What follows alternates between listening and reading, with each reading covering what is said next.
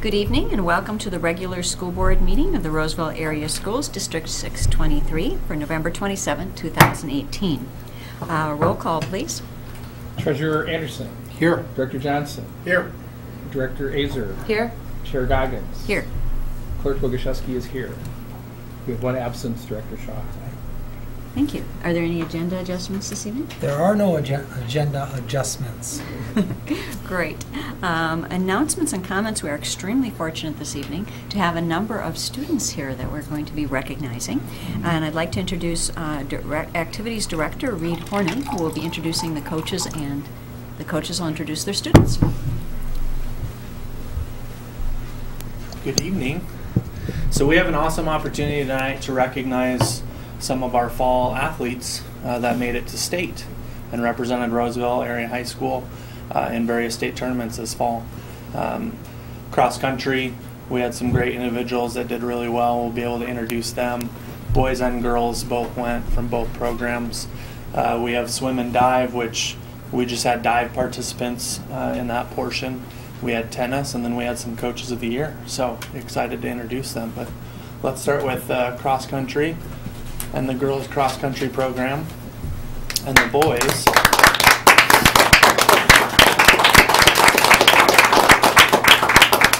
So I'm going to introduce our coaches.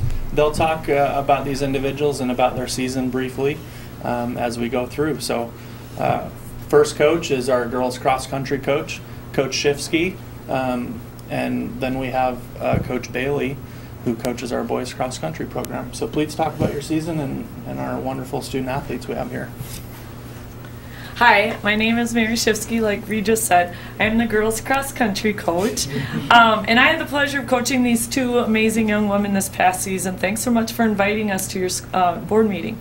These two young women, Ellie Long and Naomi Nickel, had an amazing postseason, and that is why we have been invited here tonight. I want to talk a little bit about each of them individually right now. So I'm going to start with Ellie Long. As a sophomore, this is Ellie's third season of cross country. This past year, Ellie has had a tremendous growth in her running. She was our #1 runner this season for every race but one, and in that one race, she was tripped, but still got up and finished as our second runner.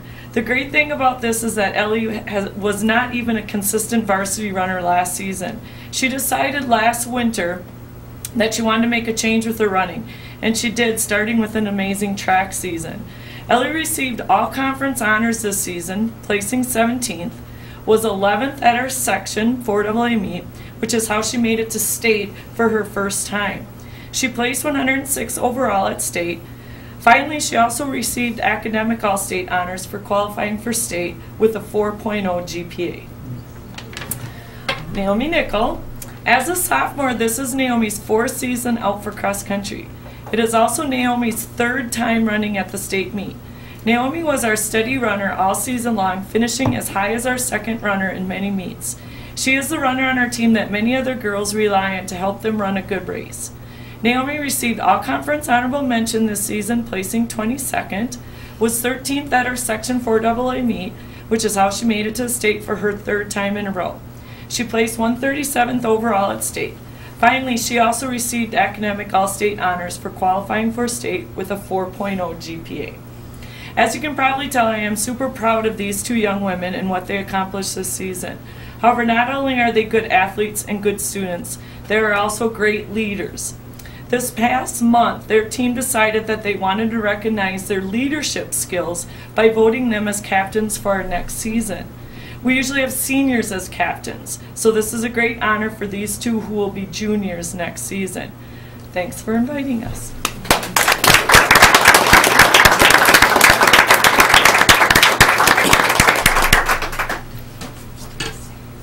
Thanks again for having us, and we really appreciate all your support and the district's support with our boys program. So our entire team obviously had a pretty successful season, I think. We had 100 kids on our team, so our team's grown immensely over the years. And these two represented us very well as the season went on. So I'll talk a little bit about Joe first. Joe's a sophomore. He was all-conference this year for the second time? Were you all-conference last year too? I'm not sure. No, you don't. You're not sure. I think he was honorable mention last year, all-conference this year. And the time that he ran at our conference meet was actually equaled the time that Asa ran as a sophomore at our conference meet. So it kind of shows that where Joe's at as of now.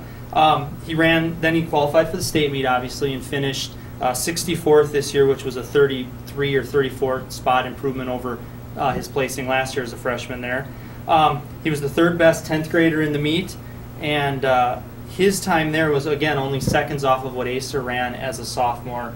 And to just kind of show the depth of our state, when Asa ran as a sophomore and finished with that time, he was 20th, and Joe was 64th. So the state is really loaded with outstanding distance runners.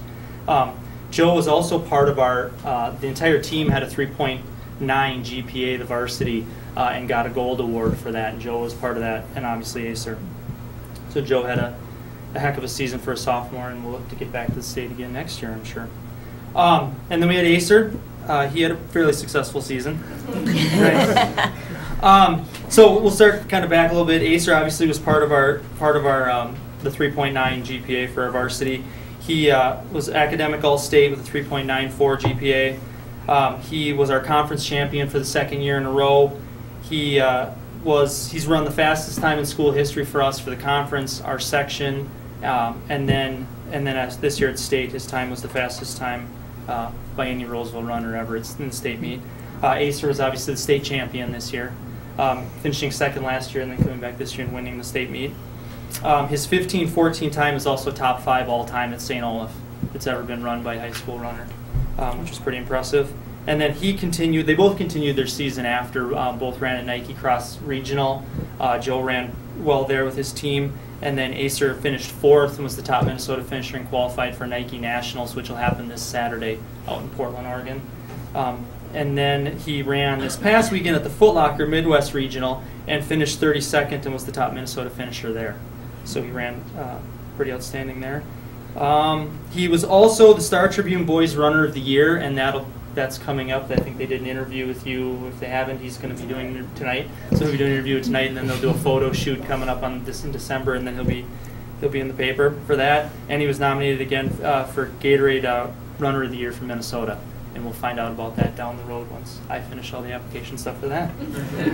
So, and then why don't you can tell them where you're planning to head for school. Yeah, next year I'm going to be running at Harvard. So. Wow. So yeah, Congratulations.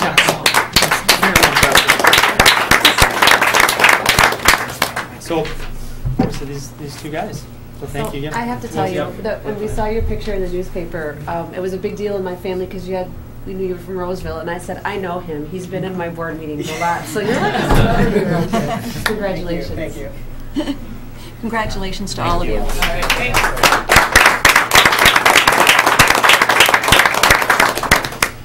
And as they leave, I think it's important to note that both programs were a 3.9 or better, and that's program-wide. That's, if you really think about that, that's pretty phenomenal for their varsity program. So amazing, great job by our coaches and our athletes. And I will say Acer had a pretty good week.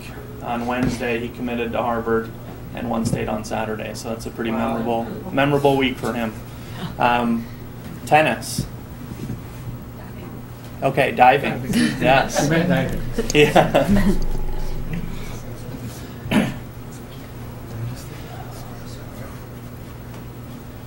So great year for our swim and dive program as well, and we have our representatives of the dive program who made it to state.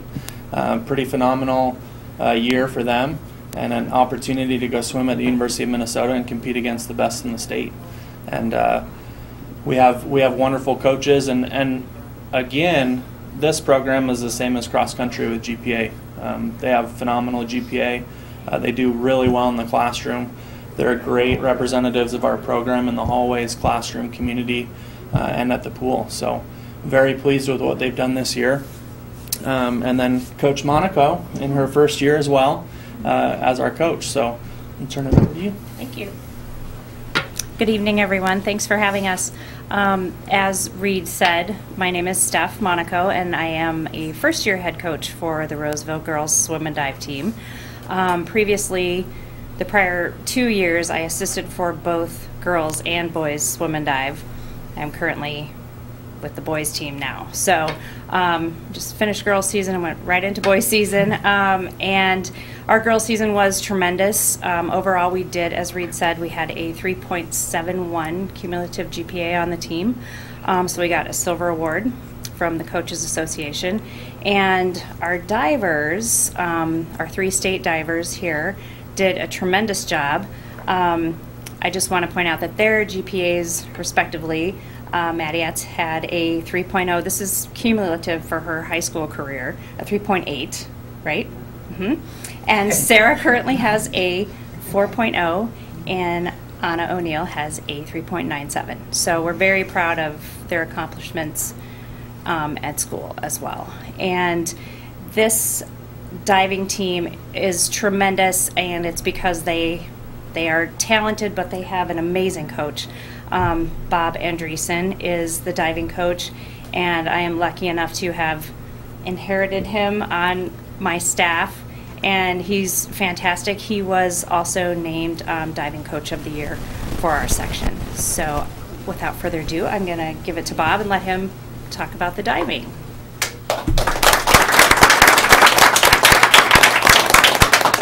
This is my favorite night of the year. Thank you for inviting us in, because I get the chance to say nice things about young ladies that I think the world of. These guys are phenomenal. We started out with 6 divers. We ended up with 6 divers. That's a little unusual, but it's standard for our team to keep all the divers we start with. Our 7th and 8th graders did very well at the JV conference meet, so we know we have them coming up for our future. The highlight for me was we've had a lot of highlights, but we finished up our section meet with these 3 young ladies getting 2nd, 3rd, and 4th, qualifying for the state meet, but our next diver placed 5th, so it was a nice run, but that means that we have the top returning 3 coming back, so we have a strong future next year. Our divers got, 2 of our divers got all conference, 2 got honorable mention for all conference. So we had a phenomenal year. With that, Gloriana O'Neill, placed 2nd at the section meet. She placed 20th at the state meet out of 32 divers at the state meet. She was named to the all-conference team. Sarah Guck, this is her 4th year with us. She was 4th at the section meet, 19th at the state meet, and honorable mention for all conference. And our huge losses here, we are losing one diver this year, and that's senior Maddie Atz. And Maddie has been a stable of the team for 6 years now.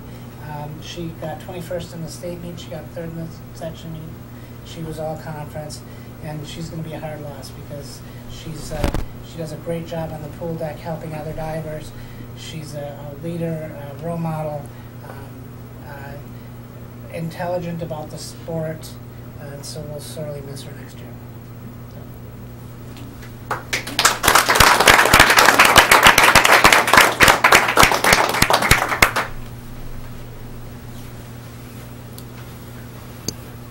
And then our tennis program as well. As our tennis coaches come in, I want you to notice too, we only have 2 seniors that we're recognizing today.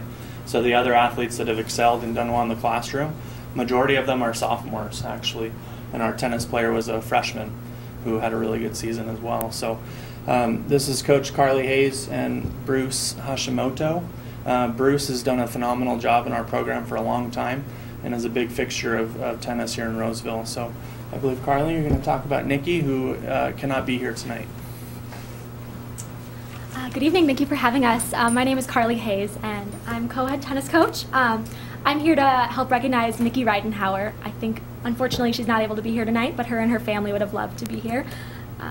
So Nikki's only a freshman, and she already has represented Roseville twice at the state tournament, last year in doubles and this year as a singles player. She had a very impressive regular season and went 19-3 at first singles. Let's see, at the state tournament, Nikki made it to the consolation semifinals.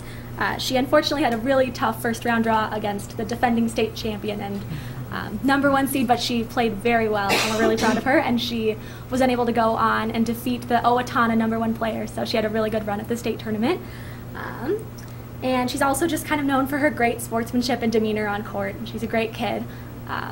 Yeah, and she's also been voted MVP twice by her teammates, one of those being this year. And if I can just speak about our team for a minute, we had a really great season. We had a record of 12-10, and our overall GPA was 3.78. So we excel on and off the court. Wonderful. So, thank you for having us.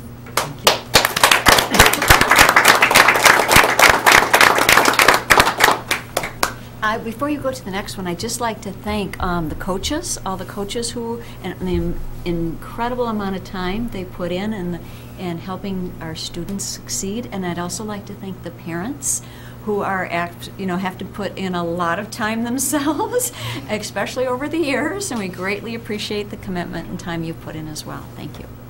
Absolutely. And then our other coaches, we have an opportunity to recognize our coaches that won Section Coach of the Year. So as you see, we, from the top down, from coaches to our athletes to academic performance, had a really successful season this fall, and really happy for them. But first, I'd like to talk about Coach Euland. He is our Section Volleyball Coach of the Year. We had a great opportunity to sit down and talk today, and I feel really fortunate, I know Roseville does as well, to have him here as our coach and as a teacher in our building. He does everything that's asked of him, communicates really well, he's extremely organized, and he knows how to motivate his players, but also build great relationships with them. He's a master teacher and a coach, and we're lucky to have him here. You want to talk about your season real quick, Coach? Yeah, sure. And the phenomenal season that he's had, and just the success that they've had since he's come here. He's been able to build a really strong program that year in and year out consistently competes at a really high level. So, talk about your season. I didn't really come prepared because it's super awkward not to have your team with you, and it's a bummer not to have them because that's why we do it. But super successful year, and honestly, we've gone to the state tournament a couple times and been lucky to do that. But in all my years coaching, this might be one of our greatest improvements from one season to the next, and I think that's what I'm most proud about. And I think the number one reason is the girls worked really hard at their personal relationships off the court to really make that extra push on the court, and worked really hard, so I'm really proud of them. And our assistant coaches are amazing, and us head coaches, we always get a lot of the fanfare, but a lot of the work is done behind the scenes by our assistant coaches, and I always think that's something that really needs to be recognized and honored too as well. So another thing I really want to point out that Roseville does really well, and why I'm very proud to be a teacher and a coach here, is that we see that education's not just the classroom. Like, this is education as well, and it's just as valuable for our kids, and that's why I love Roseville. So appreciate it so much.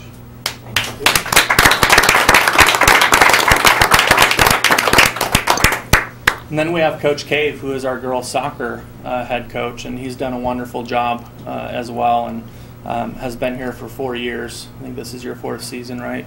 And the dramatic increase of talent, competing at a really high level, and being in games that we haven't really been in the past. And so done a really good job, and had a phenomenal defense this year. It's a crazy amount of minutes how much we went without giving up a goal this year. So they did a great job. Again, both of these programs too, high level of competition, but also a really high level of academic excellence in these programs as well. But Coach Cave, if you could just talk briefly about your season and the success that you had. All right. So thanks for having me. When I was in elementary school, Dr. Sicoli would open the gym for us at Fairview, and we would play. When I heard that Dr. Sicoli was the new superintendent here a few years ago, it just blew my mind. I was the first to wear black. I graduated Roseville in 1987. Went to that place. I had blue and white on until my senior year. So it's just a thrill to be back, not only coaching, but teaching. This is my 2nd year as a teacher over in the high school as well. I'm proud of this award because it's all relative in our conference. We have 6 of the top 12 teams in our conference, in the state in our conference. And so our success is relative. This year we finished the highest that we finished in, I think, 15 years. We had the most shutouts and the fewest goals allowed in at least 20 years, maybe more, but our records are a little incomplete. We had our team won the Coaches Association Silver Award for GPA 3.6 and over. I had 90% of my seniors had above a 3.75. So all of those things we're just so happy about. Like Greg said, I wish the team was here because they're the reason. They're the reason that we do this. The one thing I do want to bring up is the fact that some of the players that I had this year as seniors were on the team as 8th graders, and they lost to Mounds View 0-13. It was rough, and this year we beat Mounds View. Not that I'm gloating about that. Yep. So what's that? You're on the revenge tour.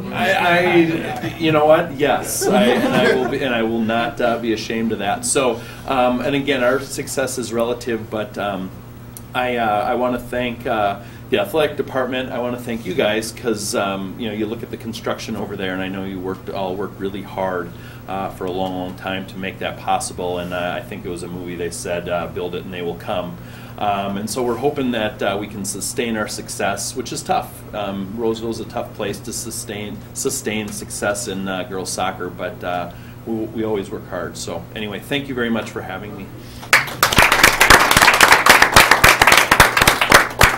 Just a great opportunity to recognize our coaches, our athletes, parents. They have a unique opportunity to represent our community throughout the state. How are the awards determined? How do they get selected? Is it peers within the conferences? As far as coaching awards, yes, it is. It's head coaches that vote in the section for these awards. Yeah, it absolutely does. And especially in Coach Cave's situation where we didn't quite have a winning record. No, we had a winning record. Well, close, right? We were in the middle. Right? Yeah, we were in the middle of the conference and the section, but they all still voted for him and saw the progress that was made since he got here throughout the last 4 years. So really voted in by their peers and well-deserved with our coaches. We're fortunate to have them, fortunate to have the people we have here in Roseville with our coaches, our athletes, our teachers, our parents, our community. So we're pretty lucky, and we hope to be back in the winter with even more athletes. Thank you. Thank you.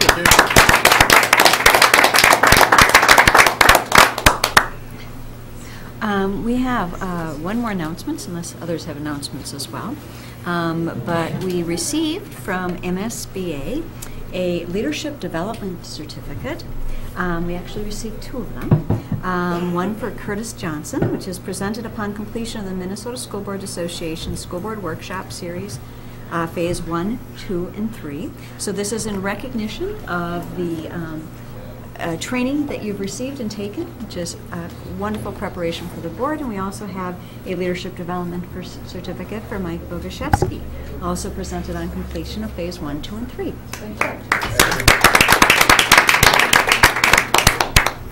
This board has been committed to self-development and improving, and it's wonderful to see the participation of people in so many different programs and efforts. So, any other announcements? Okay. Community input, do we have any this evening? Great. So our consent agenda, do I have a motion for consent agenda? So moved. Second? Second. All in favor indicate by saying aye. Aye. All opposed, nay? Okay, we've unanimously approved it. And Curtis, would you like to read the gifts for us this evening? Yes. A gift of 5 Amazon Fire HD tablets from Donors Choose to Central Park. A financial gift from Chops Inc. to Edgerton Elementary for Camp Audubon Students in Need. A financial gift from Edgerton PTA for Grade 1 Box Island Grant. A financial gift to Centennial United Methodist Church to the Fairview Community Center. 10 pumpkin pies from Perkins. Also to the Fairview Community Center. 250 race rolls from Great Harvest Bread Company to Fairview Community Center. All these for the 623 Walk and Run. 1 case of bananas and 1 case of oranges from Indian Head Food Services to Fairview Community Center for the Walk and Run. 15 gallons of apple cider from Cub Foods Harmar. also to Fairview Community Center. A financial gift from the Roseville Raiders End Zone Club to Roseville Area High School for additional coaches and supplies. A gift of hats and scarves from Helen Holman to Roseville Area Schools. For women's winter coats, also donated by Baiba Olinger. I'm so sorry, I probably just butchered your name. To Roseville Area Schools. And a gift of multiple bags of coats, hats, mittens, boots, and snow pants from St. Michael's Lutheran Church to Roseville Area Schools for students in need. Thank you, as always, to our generous community for supporting schools in so many different ways. That moves us to reporting non-action items. The first we have this evening is the 2017-18 audit report and update on that with Director Sherry Thompson. Thank you. Thanks. So I just want to give an overview, a recap. We will have our audit firm with us at the meeting on, oh, that's even worse than I thought. At the meeting on December 18th. The paper isn't much better. So I just want to, kind of give an overview of where we're at. This year we will be presenting as part of our audit. We have been working towards this for a couple of years, and we will actually have a comprehensive annual financial report, better referred to as a CAFR. And us bean coners in the business office are very excited about that because it not only includes the financial statements, but we'll be providing a lot of statistical data about the district as well. And it's something that's recognized by the Governmental Accounting Standards Board, or better known as GASB. So we're excited about that back in the business office. So I would just like to briefly go through as far as where our fund balances are at, our revenues and expenditures. As I said, Dennis will be here on December 18th, but a few of the highlights. So I'm going to start at the top.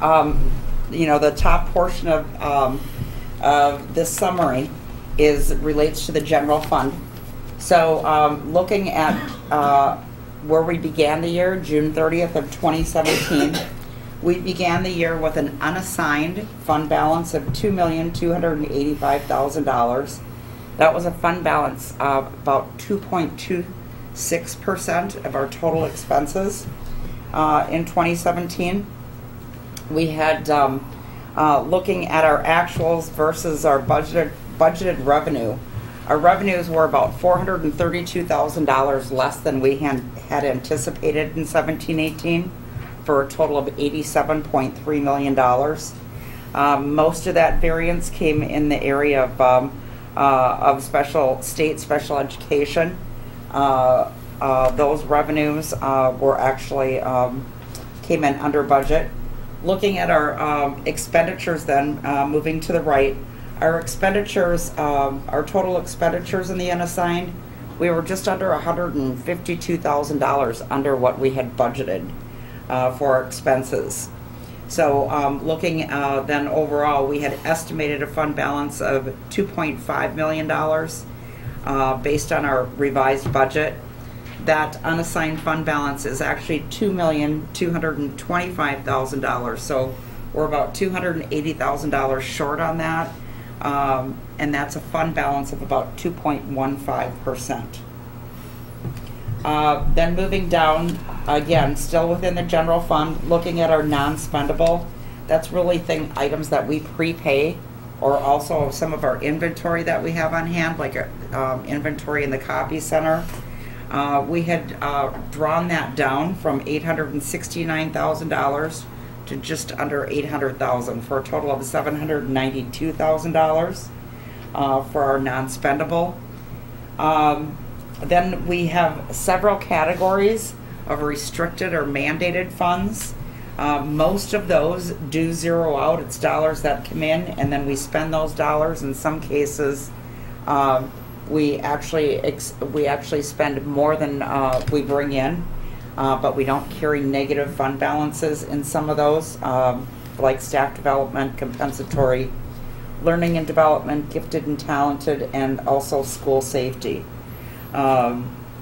Looking at our health and safety, that is a fund that will actually be retiring after the 2019 school year, because that's now folded into long-term facility maintenance. So we did have a fund balance. We started the year with $143,000. And we have actually, with some adjustments, we have drawn that fund balance down to $114,000. Again, that we will be zeroing that fund balance out over the next year. Looking then at our operating capital, revenues were actually $124,000 higher than what was budgeted. So we had just under $2.6 million in revenues. Our expenditures were about $86,000 less than what was anticipated.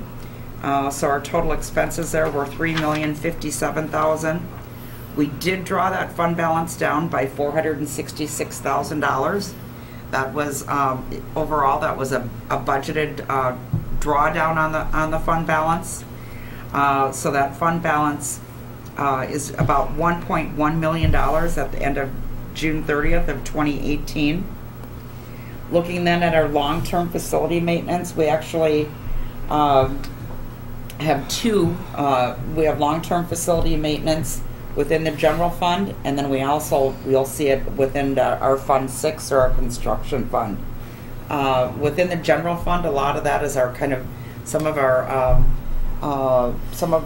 our ongoing maintenance projects, and then also some of our salaries, some of health and safety salaries, some of the salaries that are within buildings and grounds. This last year, we had anticipated budgeted $4,002,000, or we actually generated $4,052,000. Looking at our expenses, our budget there, we were $659 over what was budgeted. So there again, we're pretty much on target. We are looking at fund balance of $50,000 at the end of June 30th of 2018. So you can see our total for our general fund listed there. Just want to touch briefly as far as our food service fund.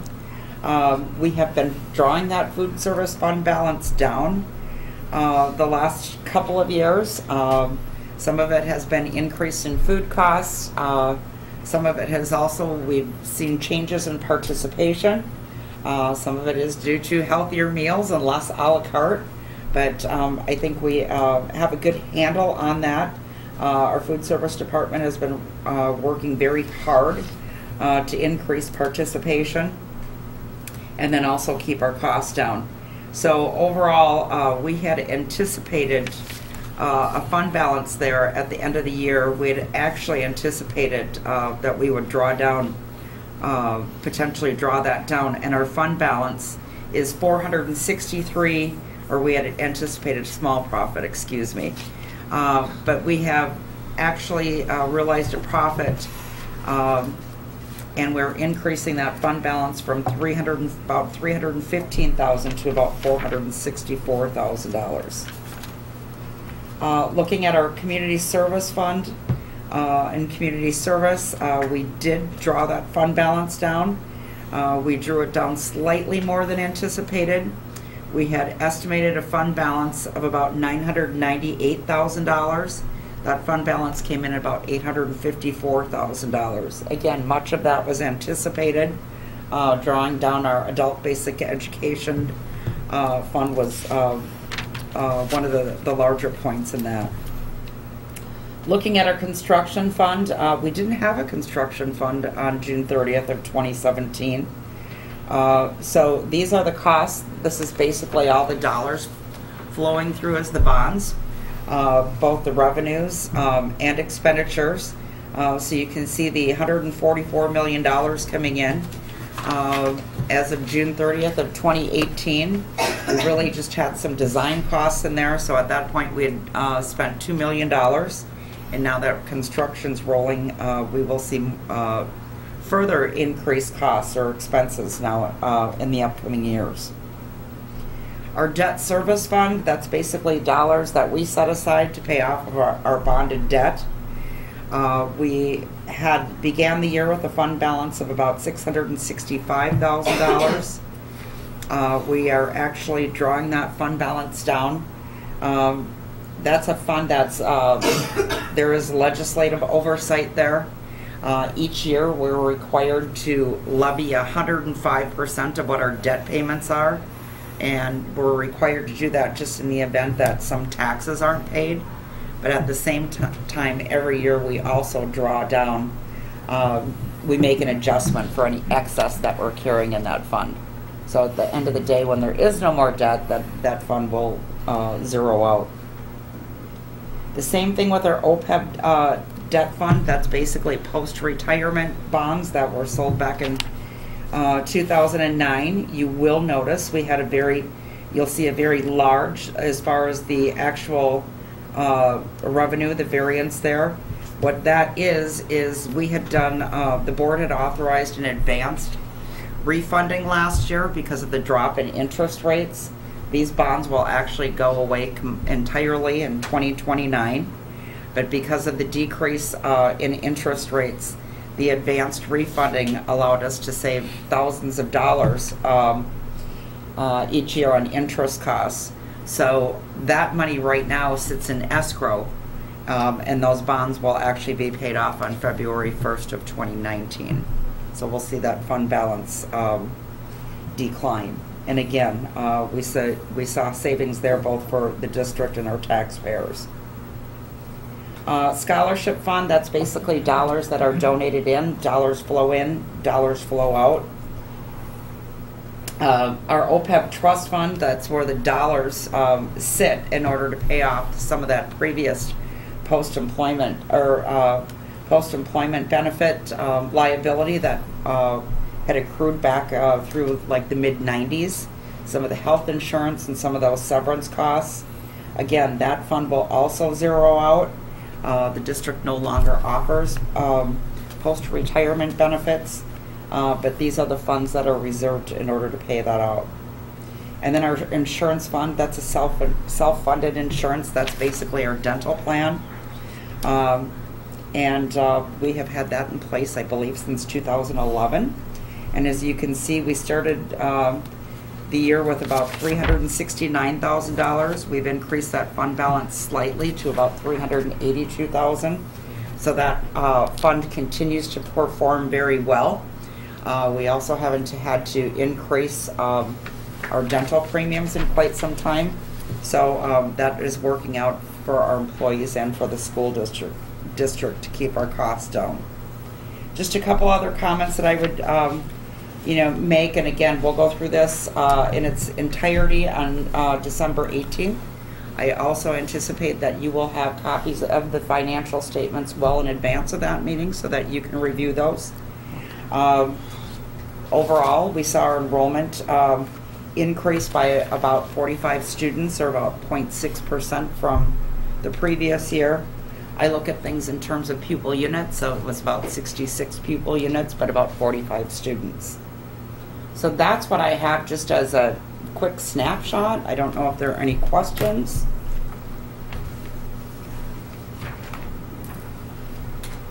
So I know we'll go deeper into this in next month's meeting, but I mean, just make sure I'm understanding this, that it does look like we lost some traction with that unassigned general fund, keeping it near a certain percentage. Correct. So, and some of that is, again, we had anticipated that it would be about $300,000 higher. And then, of course, our expenses are higher, too. So,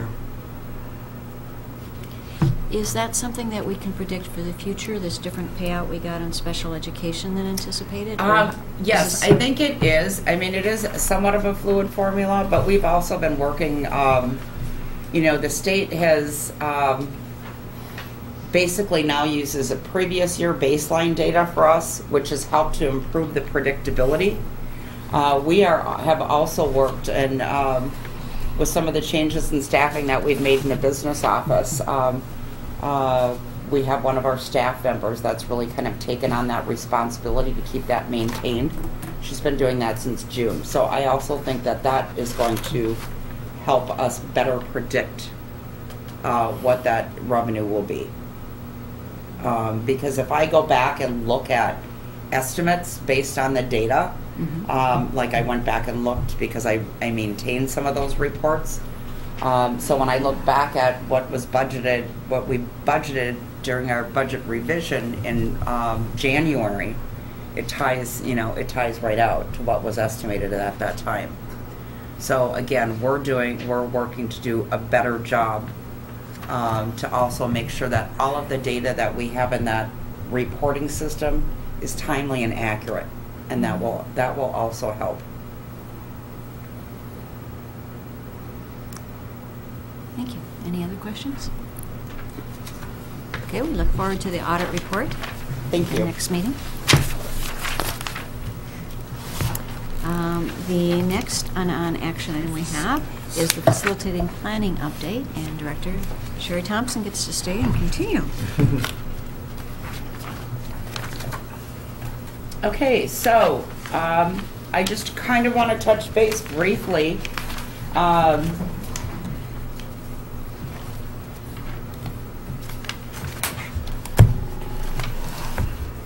Because I know we've reported on this, and we have shared a slideshow in the past as far as each of the buildings. So I thought I would just take a couple minutes looking at the master timeline. We really haven't had any changes here, but just touching on a little bit about with what's going on at each of the sites. So right now, Little Canada, as everyone is aware, we started construction on that in August. Had a groundbreaking in early September, so construction of classroom additions is moving forward there. We're planning to maybe move into that new addition, move some students into that new addition during spring break, and at that point we can start some of the remodeling within the building before the end of the school year. So prior to that summer slam. So that's the plan at Little Canada. Brim Hall, Edgerton, and Central Park. Construction will be beginning there shortly. And we have had groundbreakings at Brim Hall and Edgerton and Central Parks is in 2 weeks. So we'll be starting construction as far as building additions at each of those sites within the next couple weeks. Fairview, we have talked about that also at previous meetings. We will be looking to build a new facility to replace Fairview due to the structural condition of that facility. We will begin that construction in spring of 2020, and we're in the very early design phases of Fairview, and we're looking both at the facility, reducing that facility from 170,000 square feet to 100,000 square feet. As we are looking at the design of the facility, we are also looking at the site design in both as far as access, parking lots, and the overall site. We will continue to examine that, and we will have updates on that as we move through the winter into the early spring. The next two buildings, Parkview and the middle school, Rams, we are in the early design phases there, the schematic design. Actually, that goes out just for costing purposes, the very preliminary drawings. Kraus Anderson will be sending that out at the end of the week, just to make sure we're on target before we get too far along in the design, just to cost that out based on very early preliminary drawings. We're looking to start construction at both of those sites in the fall of 2019. Then starting in January, the architects will start taking a look at EDW, Falcon Heights, and Harambe. So that design process will go from January through May, and the intent there would be to start construction in the fall of 2019. Last but not least, our biggest project, Roseville Area High School. We are, as anyone passing by can see, there's much site work going on there. So that will be wrapping up in early December. That's the bid package 1. Bid package 2 is out for bid. The bids come in on that next week, and we will be bringing those to the board at the meeting on December 18th for approval, and we will start that work in January of 2019. And that will include the actual construction of the new science wing, and then also construction of the new entryway at the high school, the main entrance. And that work will start in January and will go through the fall of 2019. And then the third and final bid package will be developed, and that work will start in the fall of 2019, and that will include the new Performing Arts Center and then a lot of that remodeling in our existing spaces. So we're looking at construction through probably the fall of 2021. So that's what I have, unless there are questions there. And all of this information is available on our website. Are there any questions? Nope. Thanks, Sherry. Okay, Thank you. Thank you for the update. That moves us to career and college readiness report. We have Dr. Jenny Lake. Why is it still?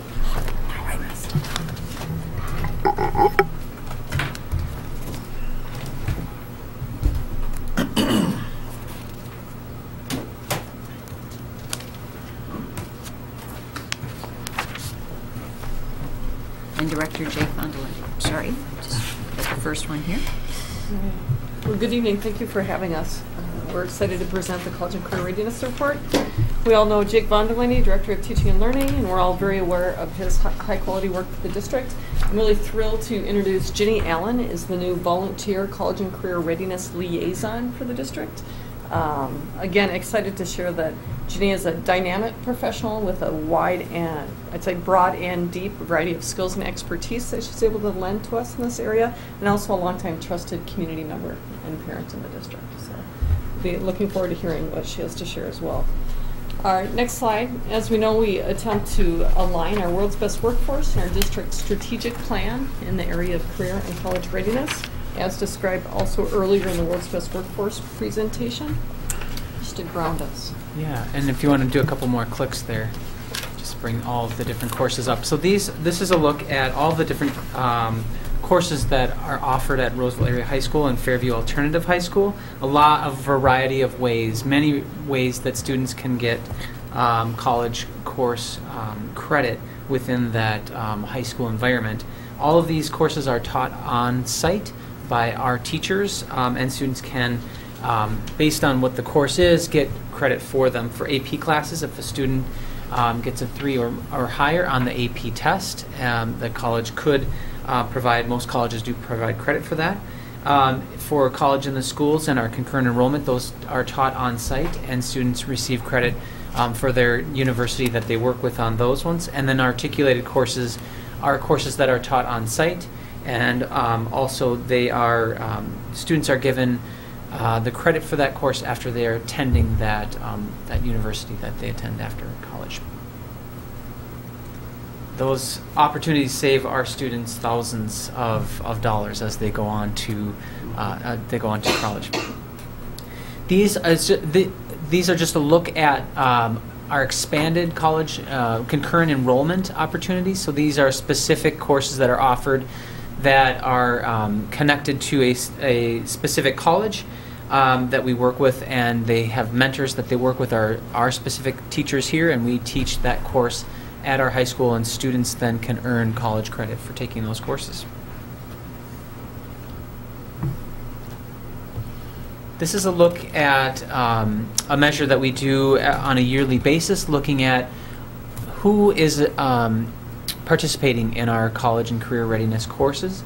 And specifically, if you look at the graph on the left, the pie chart on the left, that is the current Roseville area high school enrollment by race and ethnicity. And if you look at the pie graph on the right, that is the current, or the 17-18, sorry, the 17-18 course by for students who are actually taking those college and credit college credit bearing courses. And we can go on to the next slide, and you can see that there is very close representation. So we're looking at the proportionate about being a 1.0 of students taking those courses and participating, as well as the students that are a proportionate amount that are actually in our school. So right now we're looking at almost an exact proportionate amount of students that are taking it by race and ethnicity. You can see that some improvement from our last year. Having a different slide show up than I'm getting here. So it's actually, in each of those areas, American Indian, Alaska Native is a 0.9 at this point. Asian Pacific Islander is 0.9. Hispanic is 0.9. Our black students are at a 1.0, and our white students at our 1.0, so representative. Sorry, the 17-18 information wasn't included on that slide. It's included on my report, but it's not showing up there. So my apologies for that.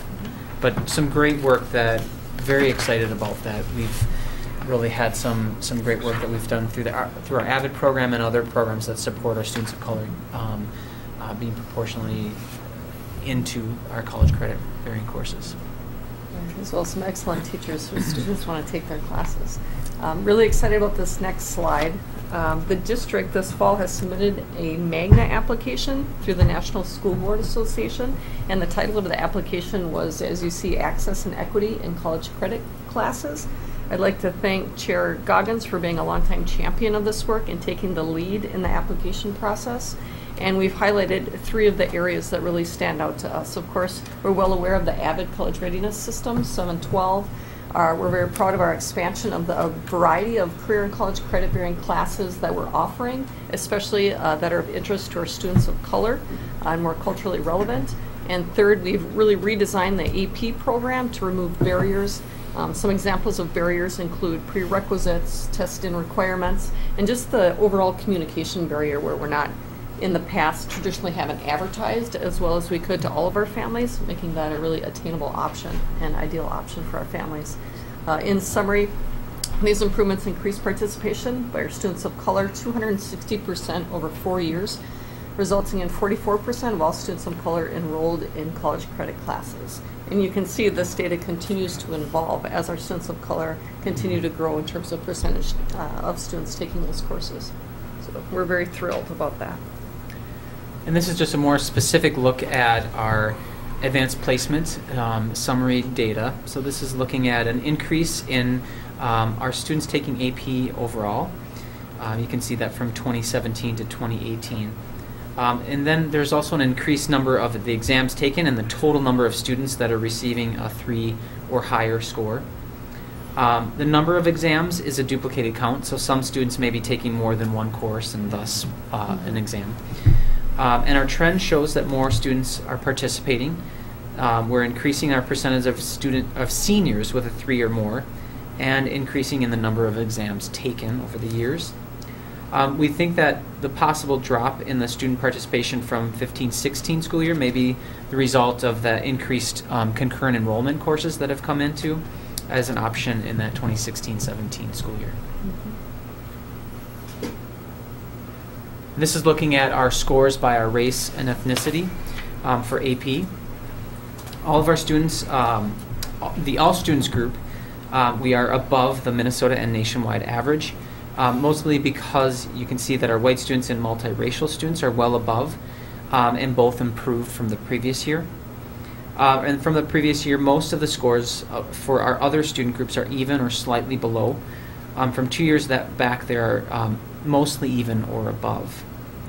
However, this year, most of our ethnic and racial groups are below the state and either even or below the nationwide scores. think a future data point as I reflect upon that slide would be also to show the number of students taking the class, because research also shows that when students simply take the course, regardless of the score on the exam, their overall performance in college and college retention is also higher. So that could be something we look at for next year in sharing, in terms of sharing. Getting back to that one slide, just noticing the Native Hawaiian or Pacific Islander, was it just the case that we had absolutely, I mean, it literally was 0, or it was such a low number that it Yes. just didn't even register? There is actually no students None that at took all. the test Okay. at that time. Right. Yeah. Okay, next slide, ACT composite scores. This data reflects the last 3 years that the test has been required of all 11th graders. You can see that our trend is very steady, as is the state and nation scores. I'd like to point out on the next slide, again, we're very proud of a lot of the work we're doing, and I just want to show that there's so much work that needs to be done. If I can draw your attention to our Black African American student scores, and then go ahead and compare those to our white student scores, you can see that our Black students are slightly underperforming compared to the state, and in comparison, our white students are slightly overperforming the state average, and you can see the discrepancy in scores as well. And so I'd be remiss if we didn't show the work that needs to be done in that regard. And again, our ACT college readiness benchmarks are trending steady, both statewide and in Roseville. I have talked about the North Suburban Post-Secondary Success Consortium in the past at the board table. So just again, want to thank these folks. We're really excited. Colleen Wambach is serving as a consultant for the group, and she's a former principal at Irondale High School and is an expert in the area of early college and career pathway planning. She is working to actually, in all of our different partnering schools, to establish college pathways and career pathways and auditing our program. And we're meeting as soon as this Friday with Colleen to look at her results in terms of what courses are we offering and what pathways we'll be offering. She'll have recommendations for us that I'll look forward to sharing with you into the future. I also like to recognize White Bear Lake Schools. They have a career navigator position as well as a career counseling position, and they have met with us multiple times and invited us in to really take a look at what they can offer and what we can replicate. They've been very, very generous. And then again, acknowledging our college partners along the way. So, turn it over to Ginny. Thank you. Yes, we've also been focusing on what kind of business partnerships we can set up this year. One of the first areas that we've been focusing on is looking at the building trades, because there's a real abundance of well-paying careers that are available in construction. We've connected with the Construction Careers Foundation, who partners with school districts in providing both day-long hands-on events as well as summer-long paid internships to students who are interested in construction. We also participate in a consortium of other school districts who use the multi-craft core curriculum, the MC3, which is a series of classes that prepare students who are interested in construction apprenticeships. And we now have 2 ROS classes that are using this MC3 curriculum. If you could just jump ahead to the picture we've got on the next one here. Earlier this fall, I attended an open house at the Labor's International Union of North America, or LIUNA. And it was a really energizing and inspiring experience. I was really excited to bring back the opportunities that I found there to both ROS and to FOS.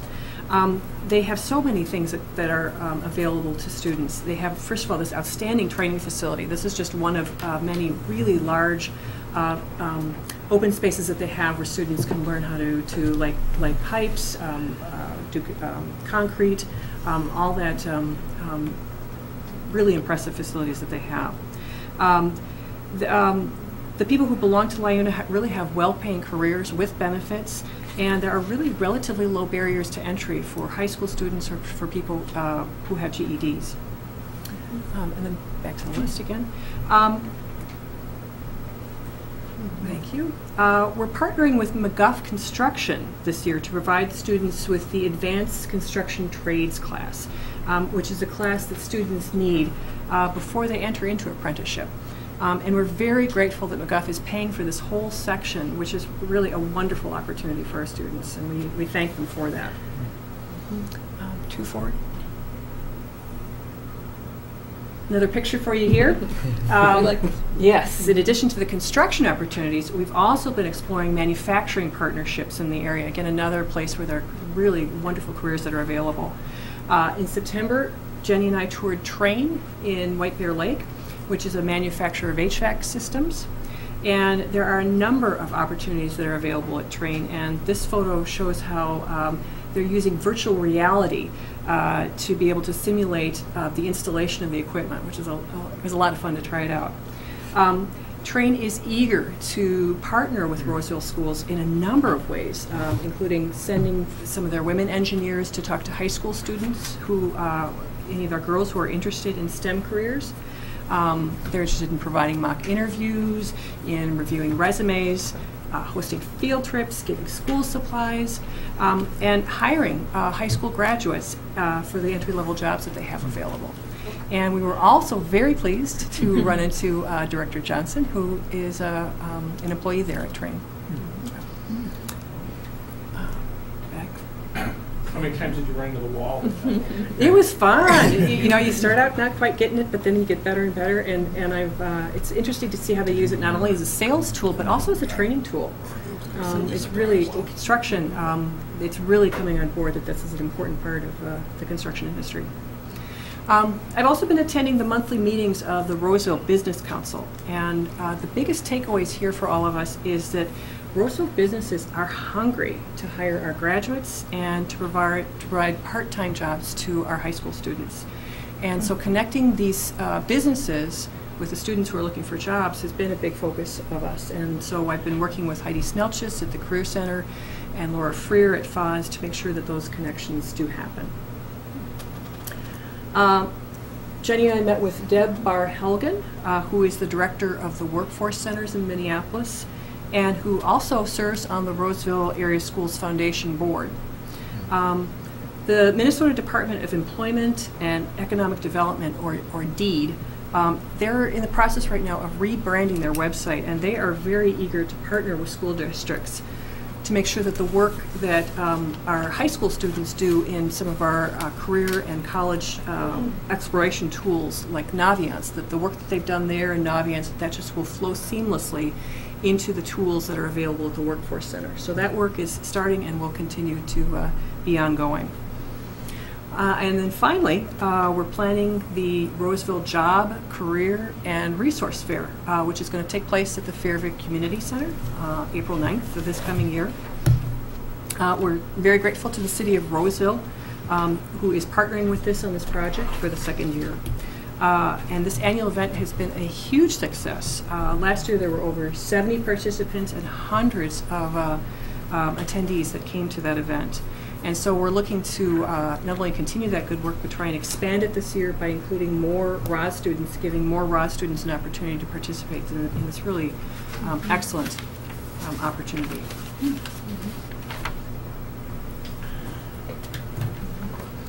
So moving forward, as someone who's a volunteer, who's a community member and not an educator, this has really been an eye-opening year for me. When my husband and I were raising our kids, our one goal was to get them into a 4-year college. And we're really proud of the fact that we belong to a school district whose mission is to prepare all of our students to attend and succeed in college. It's just a wonderful mission. But this year, as I've been talking to businesses and workers, my vision has broadened in a way that's new for me. Over and over again, I have heard variations of a story that goes something like this. So everybody told me I'm supposed to go to college. So I went to the university and I tried it for a couple of years, but it just didn't work out. So I dropped out and I ended up in a series of low-paying jobs, and I had this mountain of student debt and I didn't know what to do. But then somebody told me about the construction trades and the opportunities are there, and so I joined the union. And now I've got a living wage job that I enjoy, and it supports my family, and I've got a great benefits package, and when I'm done with my career, I'm going to have a great pension when I'm done. And I just think it would be amazing if we could make sure that we could help all of our students to find that right fit while they're still in high school. It's also been really eye-opening to talk to local businesses and to hear how eager they are to hire our students right out of high school and to provide them with the training that they need to succeed and to really grow in their careers. We are really doing a real service to our students and to our community if we can connect students with living wage jobs that allow them to live and to work and to raise their families here in Roseville. And the last eye-opener for me has been to see what amazing and inspiring work is being done in the surrounding school districts like Moundsview and White Bear Lake and Burnsville. Career technical education is a big and growing focus in several of the Twin Cities school districts that surround us. And Jenny and I have been meeting with administrators from other districts, and we've been scouring their websites, trying to look for those ways that people are really doing it right. We've also been looking at creating partnerships and coalitions so that districts can leverage each other's work, so we don't all have to reinvent it. And one thing that really stands out for me is that with these amazing new educational spaces that are being built over at the high school, Roseville is really poised to have facilities that are best in class in career technical education. That is such an opportunity for us. And I would really encourage the board to ensure that as we move forward, we continue to also have the programming and the staff that we need in order to support these new facilities and to position us as leaders in this important work of career education and work experience. Thank you, Jenny. Any questions from the board? Okay. I think you did a good job, Jenny, of summing up what we heard as far as career and technical opportunities. What we heard over and over again in the process of like our criteria committees and our options committee, expanding that, and, you know, expanding that opportunity certainly at the high school. And also, I think you're really echoing a lot that we did hear back from the community. Yeah. So, yep. I'm just very impressed too by the novel way of partnering with the community member, really stepping forward and doing some phenomenal work for us. We just really greatly appreciate this. It makes a real difference for our students. So it's Well, I'm happy to do it, and it's just a joy to work with Sarah. It's wonderful. I have a couple of questions. I'm sorry. As we keep hearing about the increasing standards for our teachers to have to meet in order to continue being able to be approved for advanced placement classes. Is that going to pose any problem for our staff, or are we prepared for when that jump step in requirements goes into effect? Yeah, I think we continue to explore that, and more so even than AP classes, because that comes with a training requirement, but even more so it's the concurrent enrollment, because teachers need to be highly qualified through the state. Okay. And so we're always exploring variants, options, and that does come with a cost for the district too, so it's about balancing, are we offering the right amount of classes and the right variety of courses? Because I think there's a leverage point where that wouldn't be a benefit at a certain point. So just kind of a constant auditing process. And it's really looking for those teachers that have a master's in the field, and that's one of the requirements that's coming, and that's a change from what a lot of teachers end up getting as a master's in teaching and learning or a master's in education. And so we do have a lot of teachers. Then we have to kind of do that auditing process to say, who has a master's in this area and then interested in getting some more credits in their field area as well. So to Jake's point, that's why we're excited also about the expansion of the Educator Pathway program, because of the vast amount of teachers that have their masters in education, and really getting excited about that work, whether it be child development, urban education. You've heard of all those courses that Jake has brought forward, so we're developing that pathway more formally. It's a complicated situation because I think college professors want the high school teachers to be trained like they are, but then the high school teachers also say, well, we have teaching licenses and college professors don't, and they're teaching our high schoolers. So it's a sticky wicket. Yeah, it is. And I've had plenty of conversations with my family. Yes. and the professor and teacher may not agree about the syllabus as well. Yeah, so. it's a tricky one. Yeah. We should have student center, right? Yes. Great. And I just want to mention that I know on our portal we have the Magna application, and in that there's the first two questions are particularly, I think, worthy of reading for the board. The first one is kind of an overview of what the program that they're talking about, but gives them a little depth. And the second one is the board support for that over the years and how that made that possible. And I think that's a history that's worth being knowledgeable about if you have a chance.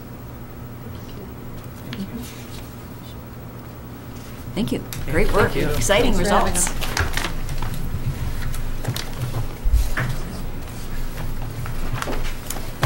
So our next agenda item is Policy 623, Special Education and Related Services. It's a first reading. And Assistant Director of Student Services, Jolene Moore, will cover it for us. Hello. Hi. Hello. Hey. So this is the first time you've seen this policy revision. Actually, the policy is about 20 years old, so probably good to take a look at. It's a fairly simple revision for this first reading. It really just does an update in that general policy, the general statement of policy, to be to follow more of the MSBA model policy and to update as far as some of our terminology and the children that we serve at this point. Just two highlights for you. It aligns now with both federal and Minnesota law, references that which the old policy did not, and it also references our children birth to 21. That is the age range that special education serves in the district. And it also brings into the definition here the triple IP, which is a coordinated services plan. We do not use that frequently in our district, but it is allowable. And then the individualized family education or service plan, which is used for our children birth to age 3. So those are really about the only changes. There's some numbering changes for the responsibilities. And then this would be brought back in December for a second reading. Any questions or comments? Straightforward. Seems really straightforward. Yeah, most straightforward one I've seen. Okay. Well, thank you. Thank you. Thank you. Was it easy? Yeah, it was. Okay, that moves us to the Achievement and Integration Plan report, and we have Christina Robertson.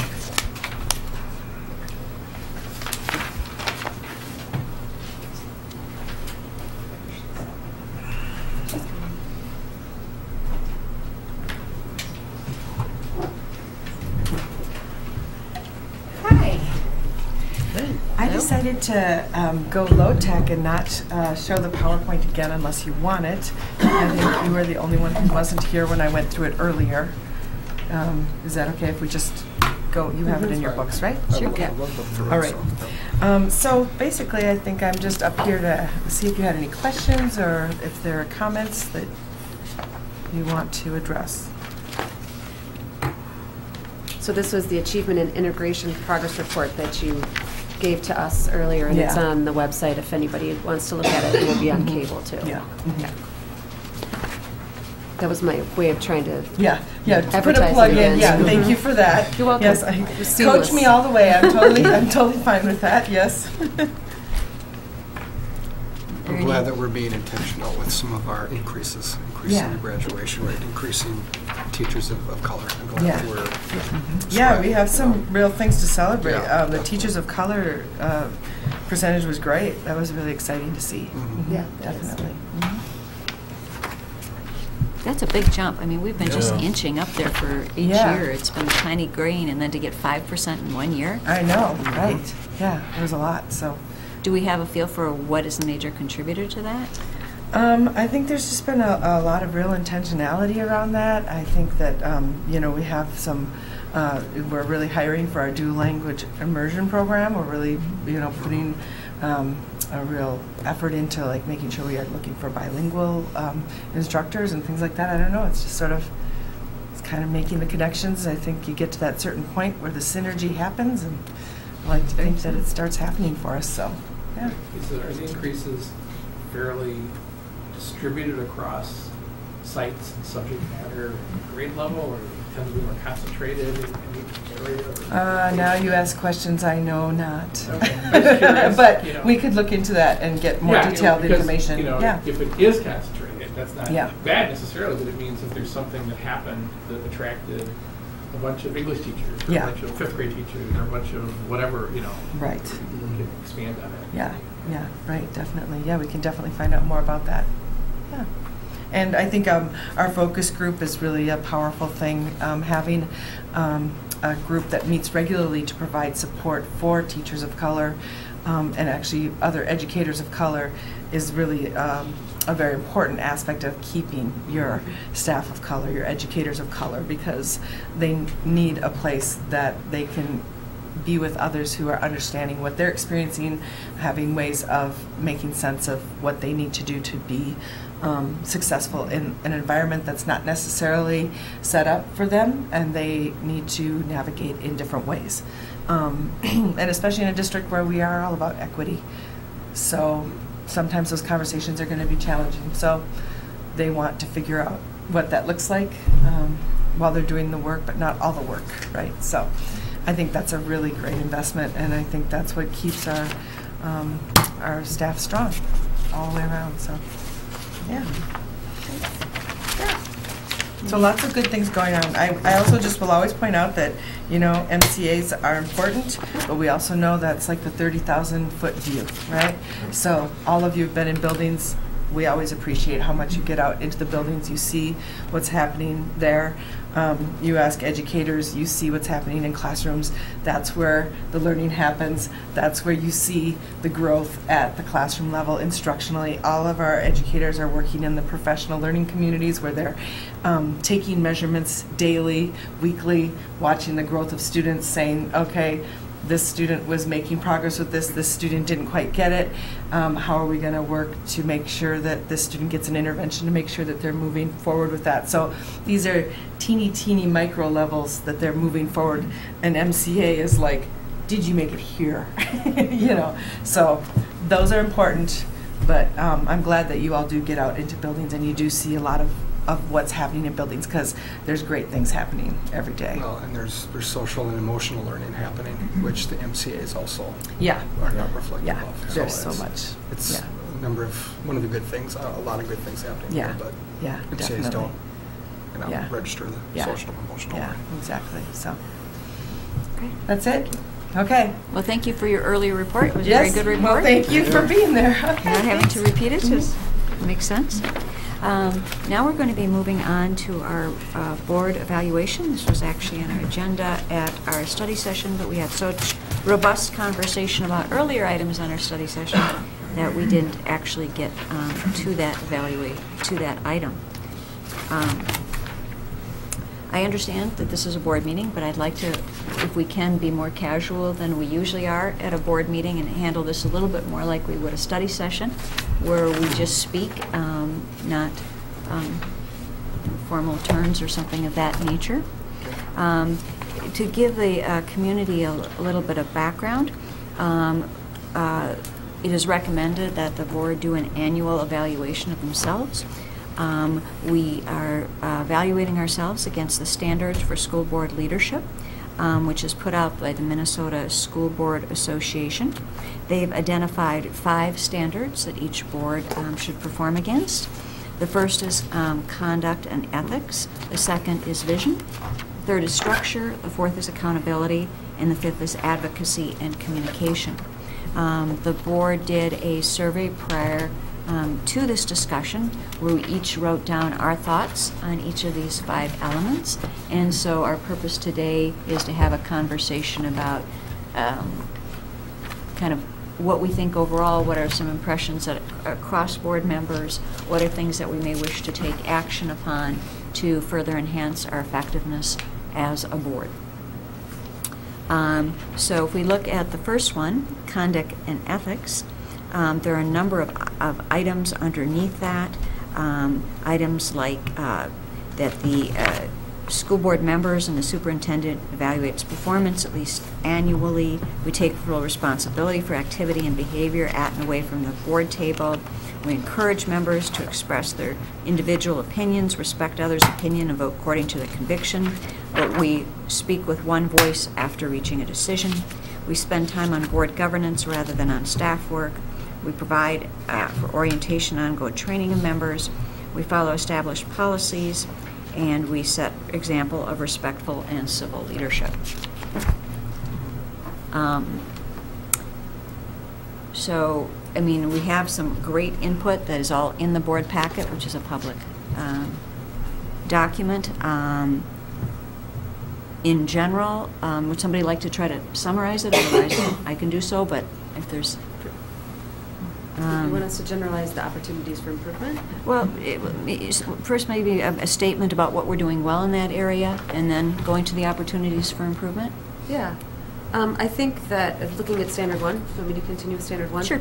I think the overall feeling is that, and we talked about this a little bit before the meeting even, that it's a respectful board. We work hard, and we know that at times we can disagree, and that's okay. And we move on and continue to do good work. Some of the places where maybe there could be some opportunity is looking for some more situations where maybe there could be training, or we had a really neat activity where we did a circle training so we could figure out what it was like to be in a sort of a social justice circle. A few years back we did a, what was that? We took Kitty, that was our, to see where we were on our own roadmap of cultural awareness. Do you remember that? That was that. Well, we did the Intercultural Development Inventory, Yeah. IDI. Yeah, the IDI. Yeah, we did one of those things, and maybe some more things like that that we could kind of, make sure we ground ourselves as a board a little bit more, or learn some things from trainings. That was the opportunity that people saw. Yeah. And just to say to that, I think, each of us as individuals have tried to take an opportunity and do some development of ourselves as board members, but I think it's really healthy to do something as a group, as a board. And that wasn't, my point was not that people needed to do more, but that maybe as a group we have something we focused on, like a book or something like that. I don't know if that wasn't from here, but you could take that away from it. I really liked where we had the circle discussions, because in essence one can do that on almost any topic. Use that format to really see where other board members are at in their thinking and expectation and experiences. I thought that was a really neat process that was used. I don't know how others feel about that.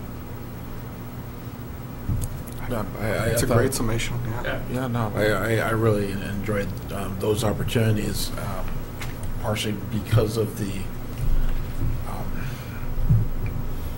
of how school boards are set up. We do not get a lot of opportunities to do things together outside of having the cameras on, and it was just really nice to be able to spend 15, 20, however long it was, minutes just talking, interacting, and understanding where different board members were on different topics. So, So for this next year, should we try to do some kind of training and perhaps some kind of circle group? Would that make sense? Yeah. Okay. Yeah. Or whatever activity to just help. Book study or whatever it may be. Yeah. Book study. Okay. Yeah. Part of this bonding too. Yep. Yeah. Okay. Great. We look at Standard 2. Standard 2 is around vision, and it's having a clear, focused, attainable, and measurable goals and outcome to support gains in student achievement. Develop a strategic plan, including district belief statements, mission, vision, goals, and objectives. Regularly monitor that plan. Ensure that the that those statements really are reflected in policies and mirrored throughout the activities of the organization, and communicate that plan with the community. Would someone like to summarize some key thoughts on that one that came out of this survey?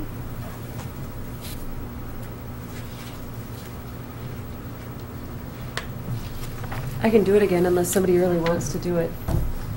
You're doing a great job. This is my wheelhouse. So we believe that the vision is, the equity lens and the vision is strong, and we make all of our decisions with that in mind. There were a lot of opportunities, though, that people thought for improvement. And when I look at the responses, and anybody at home can look at it it's on the website, there was a lot of frustration that there aren't more measurable goals tied to achievement and tied to equity and to closing the opportunity gap. that at times it feels like we're just sort of spinning our wheels, kind of not getting anywhere with that. And it's just, I think one of the things is it's disheartening to say, and these seemingly unattainable goals are still worth pursuing, but it's a fact but that's been a fact over the past 12 years. So it's the same things that we continue to talk about, and there's some frustration. I think that although we do everything with the vision in mind, there's some frustrations that we're not making bigger moves as a district. And what can we do as a board member when it comes to that? Is that a fair assessment? Yeah, I think one of the things that struck me as I was reading it was the concept of when we look at MCAs are kind of a lagging indicator. You have to do a lot of work before you're going to see the impact on MCAs. So as I was reading this, I was thinking, what could we be looking at that are leading indicators that may are in the direction of getting toward impacting the MCA, but are goals that are earlier? Like how much time do we spend looking at some of the growth goals and some of those other things that might be more impactable? And we do some of that, but that was part of what was going through my head too as I was reading these different comments about that. And as lagging as it is, it's still been years and years and years that we've been talking. I mean, we've been talking about it for the past 7 years that I've been on the board, without much change. And just throwing something out there, we spend a lot of time talking about high school, and sometimes maybe we should be focusing more on what's happening in the elementary schools and measuring it somehow there. I don't know. That's just throwing something out. But if thinking of trying to get to the issue before, gets to the MCAs, I'm not sure. And I don't know what we do as a board. Well, and part of my frustration with that too is that MCA is one degree of learning, but there are so many other ways. I mean, if you look at, for example, what we heard about tonight, I mean, you look at the number of additional students that are graduating, and we have the same standards as elsewhere in the state. It's not like we're asking them to have lesser accomplishments. They have to get to that level, and we've been able to grow that. We've been able to grow the number of students in our college credit classes. I mean, there are areas that we're seeing it, but how do we look elsewhere? I mean, it just feels like that's one end of the conversation. And then the other one that I believe Frank particularly brought up, but I think he has a point, is we look at our reports, like the one we just heard, where we look at graduation data and some things. We look at them individually, but we don't necessarily look at the interactions and the cross concepts, and it would be really valuable as a board to spend some time where we get all the different metrics that we track and look at it across for the picture or the intersectionalities of the different kinds of metrics. Those were two things that just struck me in some of the commentary I was reading. You obviously have a thought there. Yeah, I have a couple thoughts. So, two sides of the coin. So, yes, at the same time, so I'll go to one side of the coin first. At the same time, whether lagging or not, whether too generalized or not, MCA scores are something that the world sees. Yeah, absolutely. And judges by. And so everything you just said, Kitty, is true, but we also can't just say, oh, well, then we don't have to worry about it. Oh, no. MCAs. And I know you didn't mean that, but I just want to make sure that we're clear on that, because we are competing. We're competing for families, for kids, for families to stay here in the district, for families to move in the district. So that's just an observation. It doesn't mean anything. It's not a criticism. It's just an observation.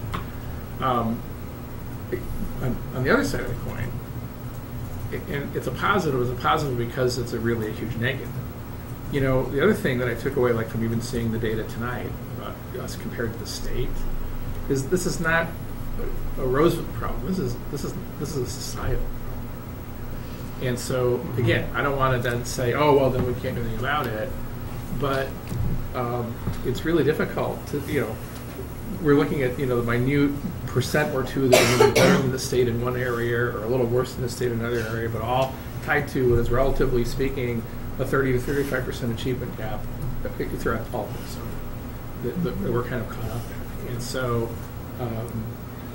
I agree that, we yearn, well, I yearn also for measurements, but at the same time, I'm not sure what we can do as a school or a school district that would have a big impact on what is at heart really, to me, what I just said, a societal problem and a cultural problem. And I don't, is it a major rethinking in where our resources go? There have been efforts to kind of incrementally go out of the classroom and recognize that what happens, at home and in communities and other interactions that our kids have, maybe just as important, if not more important, to their success between 9 and 4 when they're within the school environment itself. I don't know where to go with that, but so that's what's good and bad. Yep. We're on the same sea, the same ocean that the whole rest of the state, and frankly the whole rest of the country is on in this regard. And so, on the one hand, I don't know that we need to beat ourselves up about it because it's not like we're that much worse, but at the same time, maybe we can be more creative about where to go or what to do. And again, I'm not even sure that's a board thing, and I'm sure everything that I just said, Dr. Scully believes too. Yeah. It's where do you go? How do you do it? And how do you do it with, frankly, what we have? The resources we have are all controlled by the budgets and all controlled by the money our community gives us, and all controlled in some cases by restricted funds and what we can do, what we can't do. So I don't know, now I'm babbling kind of. Yeah, no, I understand what you're saying. It's you and I have been on the board the same amount of time, and I look at these MCA scores, proficiency, and the growth reports, and I go, yeah, it's a measurement. Measurements are important. People are looking at this district. They're also looking at this district with some of the fine numbers we got tonight. Graduation rates. Look at the career and technical education system that this high school prepares. I mean, look at what else we're doing. Social and emotional learning, where things that maybe aren't measured in an MCA, like I mentioned previously. But I understand what you're saying about, I like Frank's part Frank made a point when we first talked about the MCAs. It's like, we've been talking about opportunity gaps, achievement gaps, not just this district, but all over for 10, 15 years. Does it, do we just shrug our shoulders and we're trying, but nothing we do right now is going to affect those, or we can dramatically affect those scores next year now. I mean, I'd like to think outside the box. I'd like to have a day. Do we have a day where we think outside the box, or we're creative, or I don't know that we can just do that in this room. It's resources, it's budgets, it's I'd love to think outside the box and change those scores next year, change it 2 years from now, but doesn't mean we stop. But I like what you're saying about being creative, but how do we do that? How do we do that? Well, and part of it, what is, we see the kind of the tip of the iceberg. We don't see all that kind of creative work that's occurring day after day by the staff. Through my involvement in a couple projects with the district, I've gotten to see some of that, and they are trying to think outside the box. They are doing some things, and when I look at best practices, because I've spent a fair amount of time working with different school districts, I mean, I'm really excited about what we're doing here. I feel like we're doing the right things, and the things that are evidence-based to make a difference. It's just not an easy move. And so,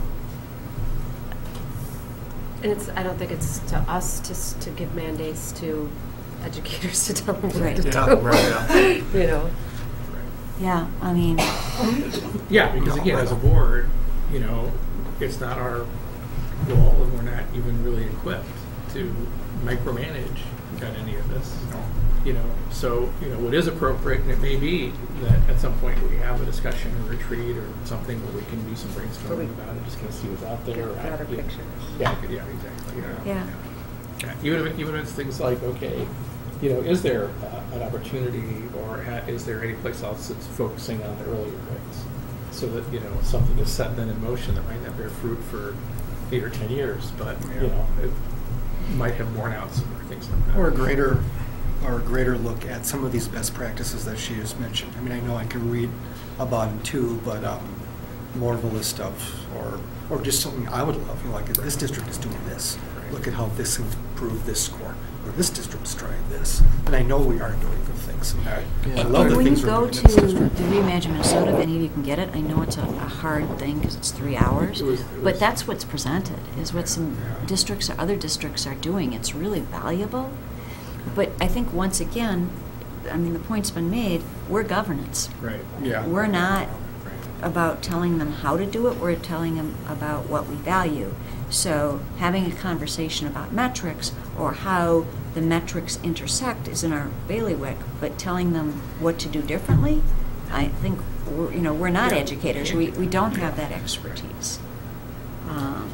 But it feels to me like we want to have a conversation more about metrics. Maybe we want to pull out all the different metrics at some workshop or a study session or something where we look at them all across the board and what does that present. I think the other thing that I hear very much is you want to hear more depth on some of these things, because that's when you start hearing how they looked at it, how they're looking at best practices, what they're doing, because that's when you get to see a little bit under the hood. But of course that's always a time limit on how much time we can spend on one topic. But I think there's some value to some of the depth so that you can get a chance to plus that. I think it'd be valuable for us to understand some of that better, because then also we can help carry those messages out to the community too. Yep, we can help say, okay, here we all are hoping this can improve and doing this too, but my gosh, look at this we're doing, look at that we're doing, look at the successes here. Some of that I don't even know what's going on. We'll just touch a little bit on it here when we see the reports. And that's frankly why I got involved with the Magnet Award, because if you go into that and read that whole thing, you'll see some really strong work that the district has been doing. All I helped was document it. I obviously was not involved in the work any more than the rest of us were. But it's really, we've got some really strong people who are doing some really excellent work. But how do we get a little deeper to see some of that is maybe part of what we're looking for. And I think, I know, and it's a good point, I know we're a governance board, and I realize that staff realizes, how much we care about lowering the opportunity and achievement gaps. That I personally wish I could do more. But even as that role of governing board, once we further understand an issue, or,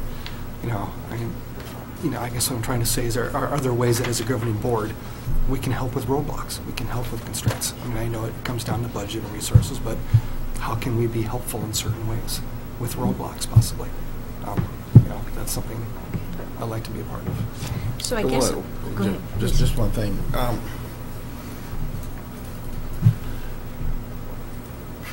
When I go to work, I deal with metrics all day long, and the thing that keeps popping in my head is that maybe we're solving the wrong problem. Okay, I think everybody at this table believes that, and it was already said that the MCA scores they're important, but they're not everything. I think every time we talk about opportunity gap, every time opportunity gap comes up, it's about if it goes back to these MCA scores, okay? And yes, that's important. Okay, it's a snapshot in time. Okay, you wake up and you missed breakfast, or you were sick last week, and now you've got to take a test. It is not necessarily indicative of your current performance or your future performance. I don't think it should be viewed that way. Perhaps we need to reevaluate what we consider this gap. So MCAs are a part of it. Graduation rates that should be a part of it.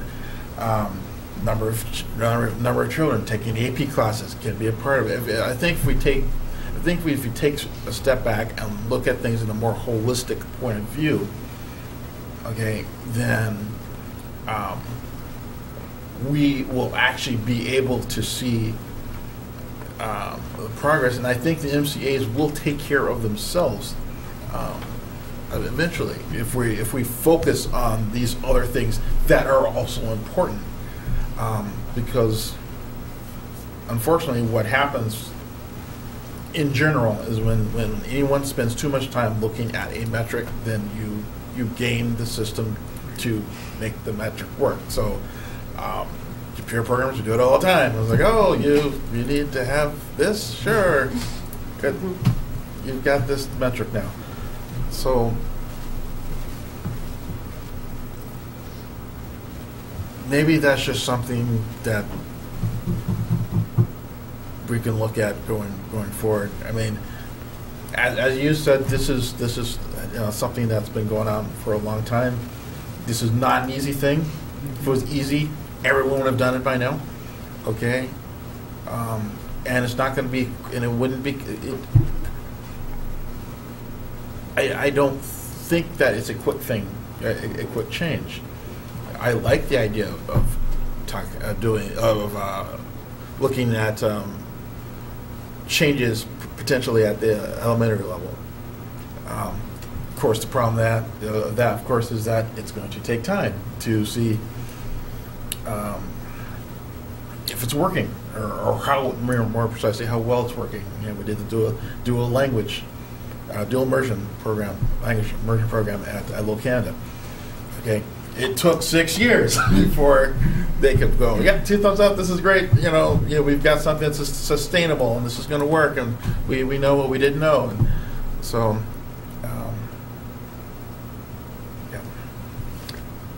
Aldo, what are your thoughts? Well, as I look at something we're going to talk about later, the world's best workforce, and you look at those 5 areas, I liked when the state created the world's best workforce, because I think it's indicative of a more holistic approach. And so you have all children are ready for school, and I look at that and I say, well, boy, we have really upped our game there in the last year. So, you know, we're certainly not a district who's just putting all our resources in MCA to improve MCA test scores. We've been looking, and I certainly don't think we have ignored elementary school at all. We've put a lot of resources in it. So I look at the second one, all third graders can read at grade level. Again, we have so many efforts in that area in the early elementary before they're tested on MCAs, and we put more time into teaching reading than we do in math. And we have this elementary program review committee right now that we're doing that's looking at how we use our time and how can we strengthen things. And we're working on our alignment between things like PLCs and how to strengthen them and make them more consistent and more effective across our district, along with our practices and our MTSS interventions. So in those best practice areas that Kitty alluded to, where there's a lot of research, we are doing what we can to strengthen them. So, you know, are we doing everything perfectly? No, and you always wonder, could the mix be different? You know, the third bullet, all racial and economic achievement gaps between students are closed, and we're seeing that in some areas, and we're seeing slow progress in others, which frustrates all of us, and a lot of those measures are around the MCAs, where we get more frustrated that the progress isn't faster. But certainly in some areas, like what you heard tonight, we've seen a lot of progress, and we're doing some good things. We're not going to rest and be satisfied with that. We all want to see things become more equitable much more quickly. All students ready for career in college, well, we've certainly done a heck of a lot more of that in recent years. And all students graduating from high school, we continue to go in the right direction. So I, am very proud to be in this district, who I think provides, relatively speaking, very good education to its students, and I'm proud to work with the great staff we have at all levels who work very hard. And I'm far, far from being satisfied, and I stay up at night because I share your frustration that in some areas we can improve, get more significant improvement at a quicker rate.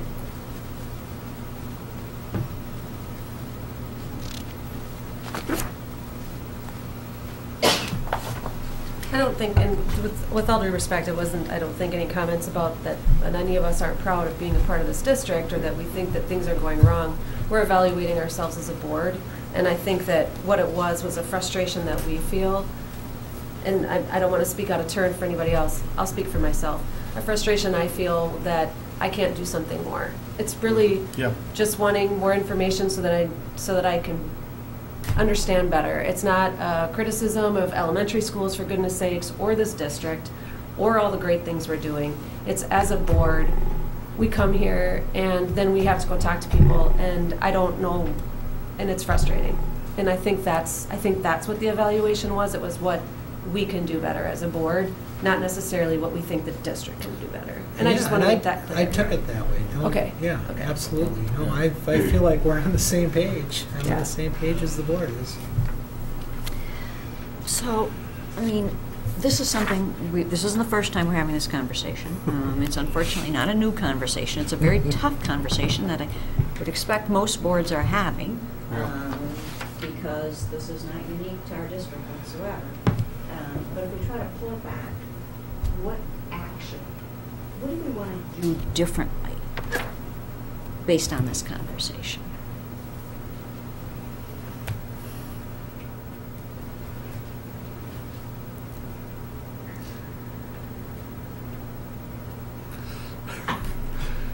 I've got a real radical departure, but I don't want to hear about MCAs. I mean, I'm kind of being facetious, but it's like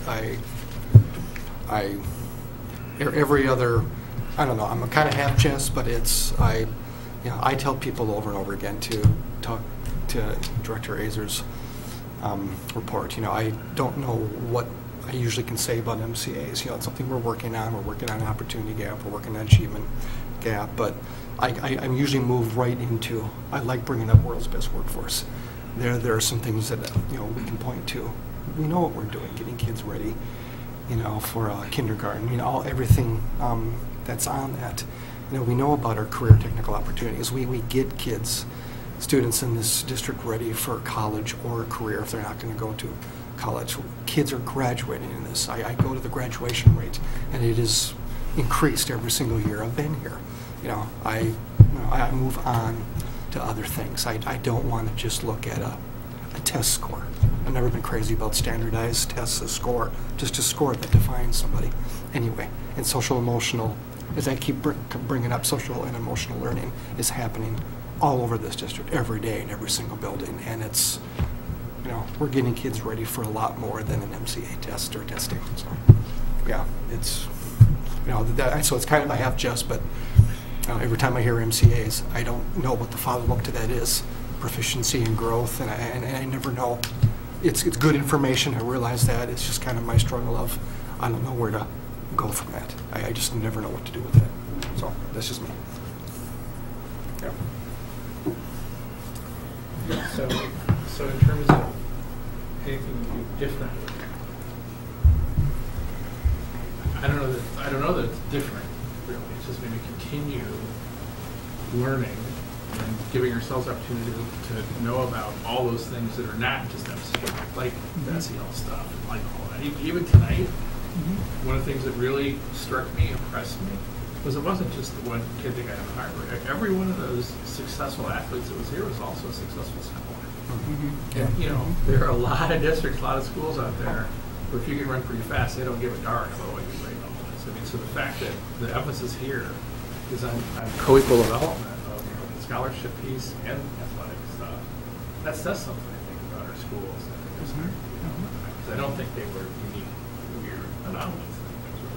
So again, there's something that we could talk about, and maybe then it goes into more advocacy and communication that says, hey, okay, there's the MCA piece, but wow, also, have you seen what even our star athletes are also star students? So there's a culture here of learning that really imbues through even into the sports cultures within different sports and teams and stuff. So maybe it's not so much different as just preparing ourselves to be better able to communicate and express and celebrate those other things that point to some of the successes we're having, in addition to some of the frustrations. Yeah.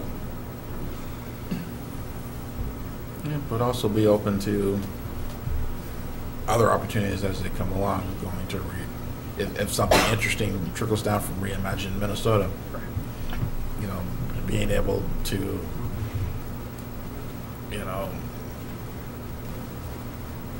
throw something out there and say, look, this this works. Let's throw it out there and see if it's going to work for us. Not get tied into, okay, well, we're going to do it this way. We've planned to decrease the achievement gap by doing this, and this, and we're just going to do this, and this. It's like, well, yeah, we've got this successful thing over built. It's okay. Which is, this board would never do it that way. Okay, but just continue to be open to other ideas, and I think we have been, and I think we'll continue to be. Well, and I think that's part of what our board reports are, is we share with each other what I mean, this board goes to a lot of things, and all our district staff do too. It's really impressive how many, but bringing that back, sharing it, and then we can, figure out what things we want to move forward with. I think one of the things that I'd love to think about is leading edge indicators. What could we be tracking that shows change earlier than the MCAs? And I think the growth ones that we do track is one that I get very excited to see, because that to me is one of those leading kind of things. Because if the student isn't growing in the material, they're never going to get to the MCA. Yeah. Mm-hmm. But like it was pointed out today, I mean, you can grow quite a bit, but the bar might be here. So if you're, how much, it takes quite a while then before you get to, jumping over that bar of the proficiency. So I guess what I'm hearing, and please say if you have any thoughts, preparing ourselves to better communicate successes in addition to the challenges that we're facing,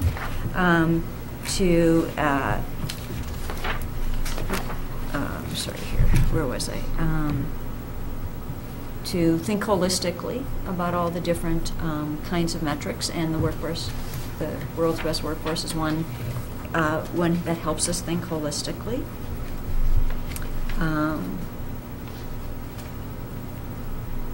Was there anything else we want to walk away do differently?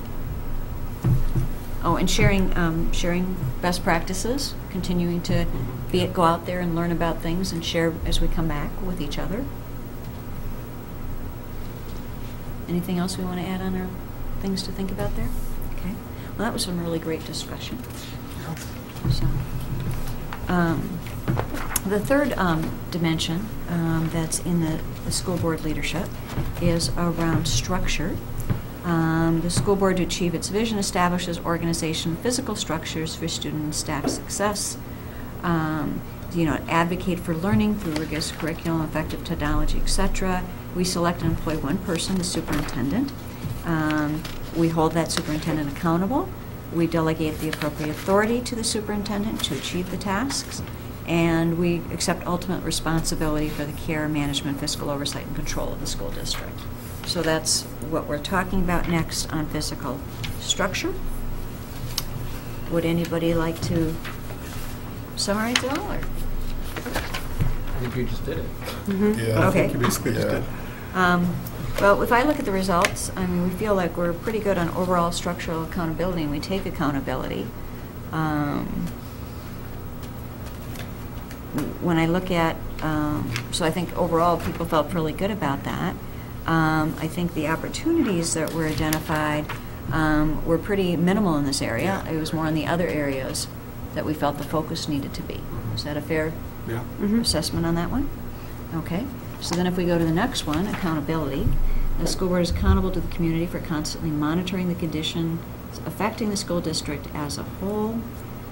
So we have a duty to determine whether the authority delegated to the superintendent is being used as intended, to evaluate annually the superintendent's performance, to use student achievement data and other indicators for assessing progress, which we just had a lengthy conversation on, and recognize distinction between monitoring data and management data. So the governance versus management role, since the board is to be a governance body and superintendent and cabinet the management body. Anybody want to comment on that one? What we saw? I feel like we've covered a lot of that in the last discussion we had about. Okay.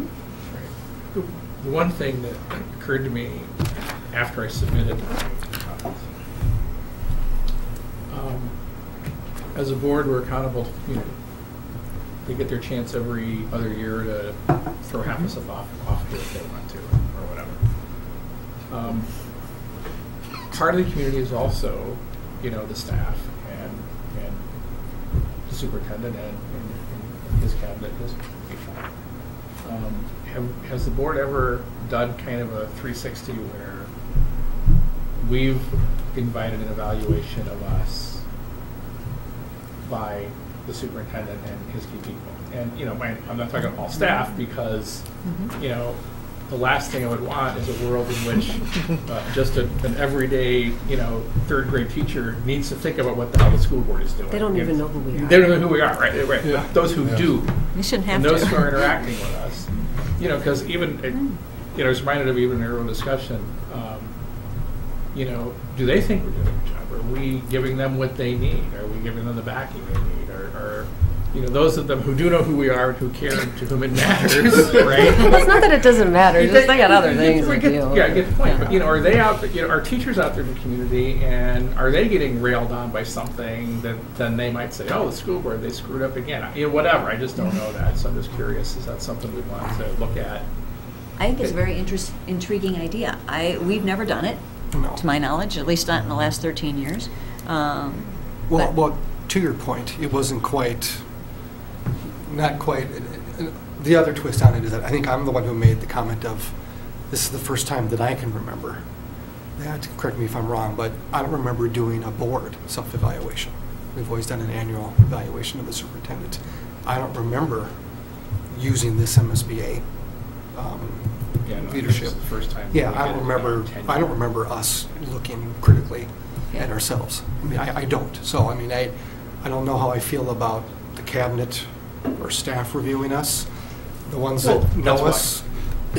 If any of us were out of line, I'm sure they would tap us on the shoulder or say something or email. Or I'm just saying. I'm not saying that we are. I'm just saying. No. And again, it may be that the path this way is the same as that way. It may be that it's clearly communicated that if anybody feels that way, or in particular Dr. Sicoli himself, that then the conversation is one that should be shared from him to Kitty or Chair to say, hey, whatever, here's how I think you're doing, or I just something I thought of. No, accountability, I personally like the idea because I find 360 feedback valuable because then you can't see what you can't see.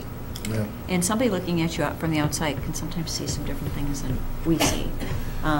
What about that's just my experience. I'm sorry. We have a different viewpoint. I've never done it. Oh, okay. Well, I mean, I'd be open to it if we wanted to try it next year and give it a shot. Mm-hmm. I think we should do board evaluation annually. It's something I've been pushing on. But it's, I agree with that. I like the fact that we're doing this. So let's make sure we do a board evaluation in 2019. And when we plan what we're going to do, why don't we at least have on the agenda to talk about is some 360 and whether we want to try it. And I think the first time we do it, we should stick to like maybe cabinet and superintendent and see how valuable that is, and then maybe think broader. Do you have any concern with that? No. Okay. Yeah. All right. Okay. I think there was one other element here that got mentioned by somebody, which is a published set of goals for the board. In prior years, that's another thing that we used to do regularly that's gotten a little bit left behind, is we would set some goals for ourselves and some things that we wanted to focus on around board development. Like maybe we'd want to say, we want to do some board development in this area. Sort of kind of like what we're having here for a conversation, but formalize it a little bit so that we've established goals that we can then go back at the end of the year and say, did we achieve what we had wanted to do? And I guess, I don't know how others think about that. Typically we've had 2 or 3, I'm not talking about, major stuff, but it's not what the district is doing. It's not that. It's more about how we operate. And do we need to change anything in how we operate? Is the group open to that? Because then we could maybe at a study session and early in the year try to set some goals for 2019. Okay. And it could be be an experience, how do I want to put this, an experiential goal, not necessarily a performance goal. Yeah. Well, the Could be- performance goals are in the strategic plan. That's right. So it could be like, once a year we'll have at least one circle type thing. Or some kind of... Something like that would help our overall. Yeah. I mean, some of the goals we've had in the past are things like we are going to make an effort to increase the number of community interactions we have. Now, this board is really active, but that wasn't always the case. And so we were pushing ourselves to try to increase the number of events we went to. Or, I mean, those kinds of things. Or that's how we started with the PTAs, that we didn't used to have a rep on the PTAs. And we put that in place to try to increase our connections out there and have kind of a liaison with the buildings. I mean, so those were kind of the goals. I mean, they're not these massive, gigantic goals, but things that are realistic to accomplish in the year and move us forward and things we think are important. Okay, great. Done with the accountability? Okay. Then we've got advocacy and communication. So the board advances its vision at the local, regional, state, and national level. We focus on community-wide concerns and values. And we develop communication strategies to build trust with the school board and the various constituents we have. We utilize public relations strategy to support the flow of information in and out of the school district, build relationships with public and private stakeholders, and advocate.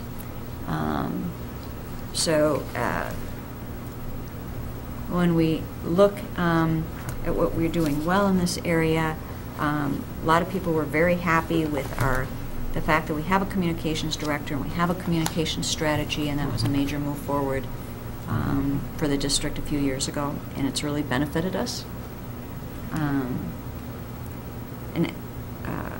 So there appears to be a good flow of information in and out of the district. It's kind of a summary of that. Would that be fair? No. The area of concern, I think there's a couple. One is, how much do we want to spend? We have so much capacity, and how much of that do we want to spend outside of our district working and advocating? I think we already do advocating at the local level. Yeah.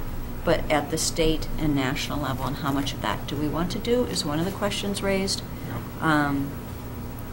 And then another question was raised about the board and superintendent meetings. And if it would be all right, can I talk to that a little bit?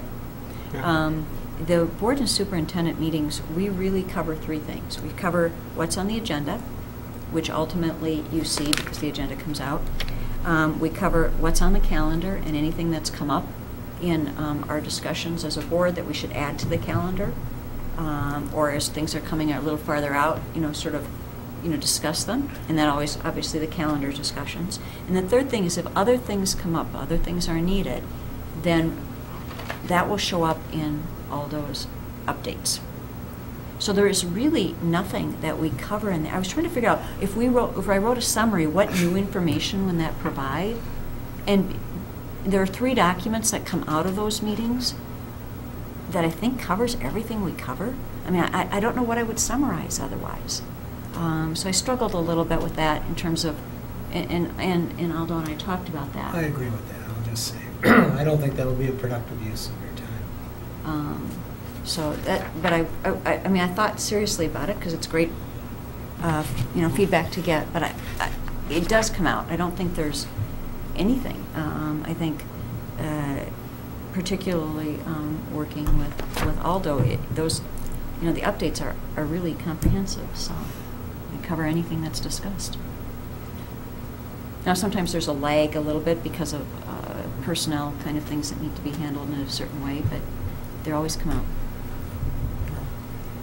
Yeah, I mean, it's not like I personally have never felt that there's any opacity around what's going on between the superintendent and the chair. And in fact, if there are things that happen that, either Aldo needs to inform us about through you or you talk to him about, some of those may need to be confidential, just because they involve personnel things. And so, we can't necessarily share some of that stuff. So I didn't feel what the writer of that comment felt. Anybody want to expand on it? I mean, does that? Okay. So, No. okay. So that brings us back to the advocacy question. I'd like, I'll speak more of that. Yeah, yeah. I think you summarized what we're doing well, and I think we are still doing well. This board is cognizant of community concerns and issues. I think we're also fairly confident or cognizant of state and national issues, especially as they pertain to education. With me, just personally, it's just more of a, and I think everyone shares this, that capacity, mission capacity, and there are only so many hours in the day of how far do we take that issue advocacy with stakeholders, state and national. I mean, boy, if I didn't have a day job, I'd be at the Capitol every day. I mean, you know, I think we probably all would. I'm not just speaking for myself. But, you know, I've had opportunities to go there. But now I know for some reason I've never been able to go on an MSBA lobbying day. I'd like to change that for myself. Or go on an AMSD lobbying day. You know, I went up there to Capitol a couple times for early childhood family education. You know, just some of that interaction with their local stakeholders. And I'm looking at next year with the change up of the legislature. I think there are concerns and issues that may be, you know, heard by more receptive ears. Let's put it that way. And I already like something that we're doing tonight. I mean, we're going to move into legislative priorities, which I think is great. You know, it's just more about how far do we go? It's capacity, it's time, and I do think it's interesting. More than one of us mentioned the old Legislative Affairs Committee. I think I was on that 8 or 10 years ago. And, you know, yeah, and I'm not sure the reason why. You know, I mean, it's not something that kept me awake at night, but it's just, you know, and again there. So this is something we could form. How often do they meet? What do they do when the legislature's not in session? Is it just quarterly? Is it just?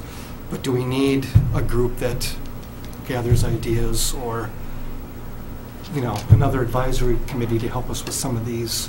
You know, I guess so that's just it. Just it's time and capacity. And we'll just give you a little history of why it isn't exist. It was because the individuals who were involved in it kind of moved on in their lives, and we didn't have other people who stepped up with interest. I mean, no.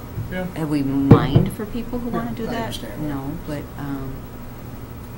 you know, we advertised it at the time, and it didn't. There was some backlash too, if I remember correctly. There was some political things going on with it. Some people in the community weren't happy with it. If my memory serves me correct. I wasn't aware of that. Okay. I could be wrong. I'm not definitely saying this is something we have to do. I just would it be, you know, helpful in steering issue advocacy or whatever. I don't know. So just a thought. Yeah, and that's an LAC. To my mind, ideally, would have no more than one of us on it anyway. It didn't. Yeah, it would just be kind of a liaison thing, and it's really the community. Like I think, and I can easily see, depending on which members of the community would volunteer to be part of that, that it could be internally dysfunctional a bit, because, you know, we would see that in some of the committees that, you know, that I've been on around things like communication.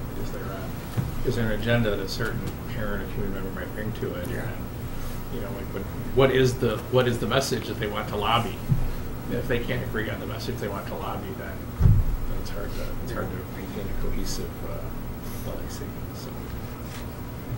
And I think we do. You know, we have channels open. I mean, you know, Senator Uyghur sends us stuff all the time. We can reply to him. You know, so I think that as individual board members and collectively, we do take advantage of the opportunities we have when legislators, you know, communicate with us, or we can just call them up or shoot them an email, and at least they're hearing what we're telling them.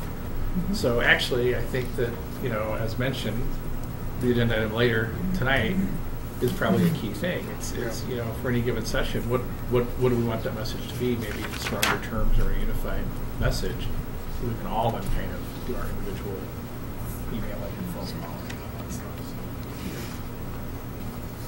Okay. We also have, we're also represented on the Ramsey County League of Local Governments. They're kind of reorganizing, and, you know, state representatives are part of that too. So that's yet another avenue if we want to get Well, I think if that's true. Want to do any kind of advocacy. So one great avenue for us is all those meetings that he pulls together quarterly of local politicians, which includes our reps. Our state reps often come to that. Or our senator came last time. Senator Marty. Which is a wonderful source. We have avenues. Well, why don't we think about that? We'll just kind of keep it on our radar and think as we talk next year about if we want to do some objective around that or not. Okay. Is there any other conversation on this evaluation? Was this vehicle, this tool that we did, a good vehicle? Was this? I mean, is this a good process? Can you brief here? What went well? What didn't? Yeah, I think it's better than a survey monkey thing. Yeah, I was about to say, I think it was more informative than publishing a survey. You're more likely or less likely. I found it richer input than the surveys that we've done in the past. So I thought it was a great suggestion of the group to do it differently there. Okay. So we'll move to the next agenda item, legislative priorities for 2019. We received an email from Senator Uyghur related to asking if we had any legislative priorities. And so we always are free to do it individually, but there was a discussion brought by board members to suggest that we do it as a discussion as a group to see if we wanted to do a group discussion, and if so, or a group position, and what kind of things we would want to put forward. So that's the intent behind the agenda item. So, thoughts? Special ed funding? Yeah. Okay. I was going to go with that as number one bullet. Yeah. Increased mental health resources for students. I think too, any type of legislation or help around, the retention and recruitment. Retention of what? The retention and recruitment of teachers, especially teachers of color. If there's anything that we can help with any of that process. Along the idea of increased mental health resources for students, we also in Minnesota have the lowest rate of counselors per student, and that is a travesty.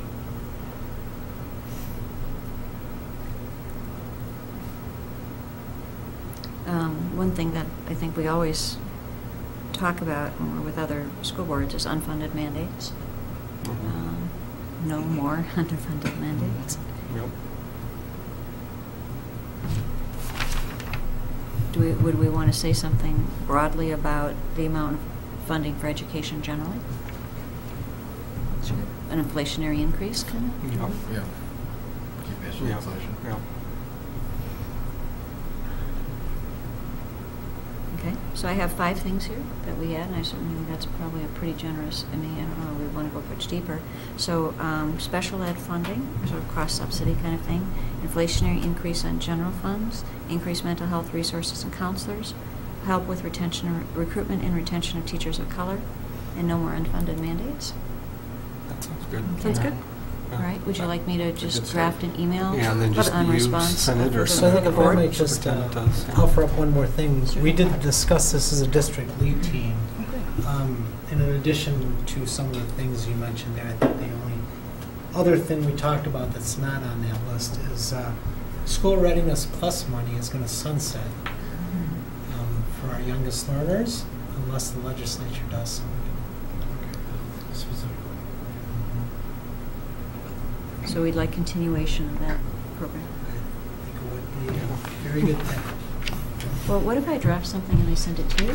Great. And then you can look at it and add anything you need to, and we can send it from the board and administration? Sure. Thank you. Thank you. All right, great.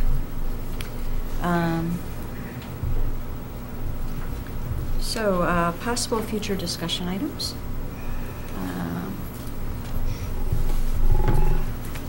People have a chance to look at what was posted in terms of the list of items.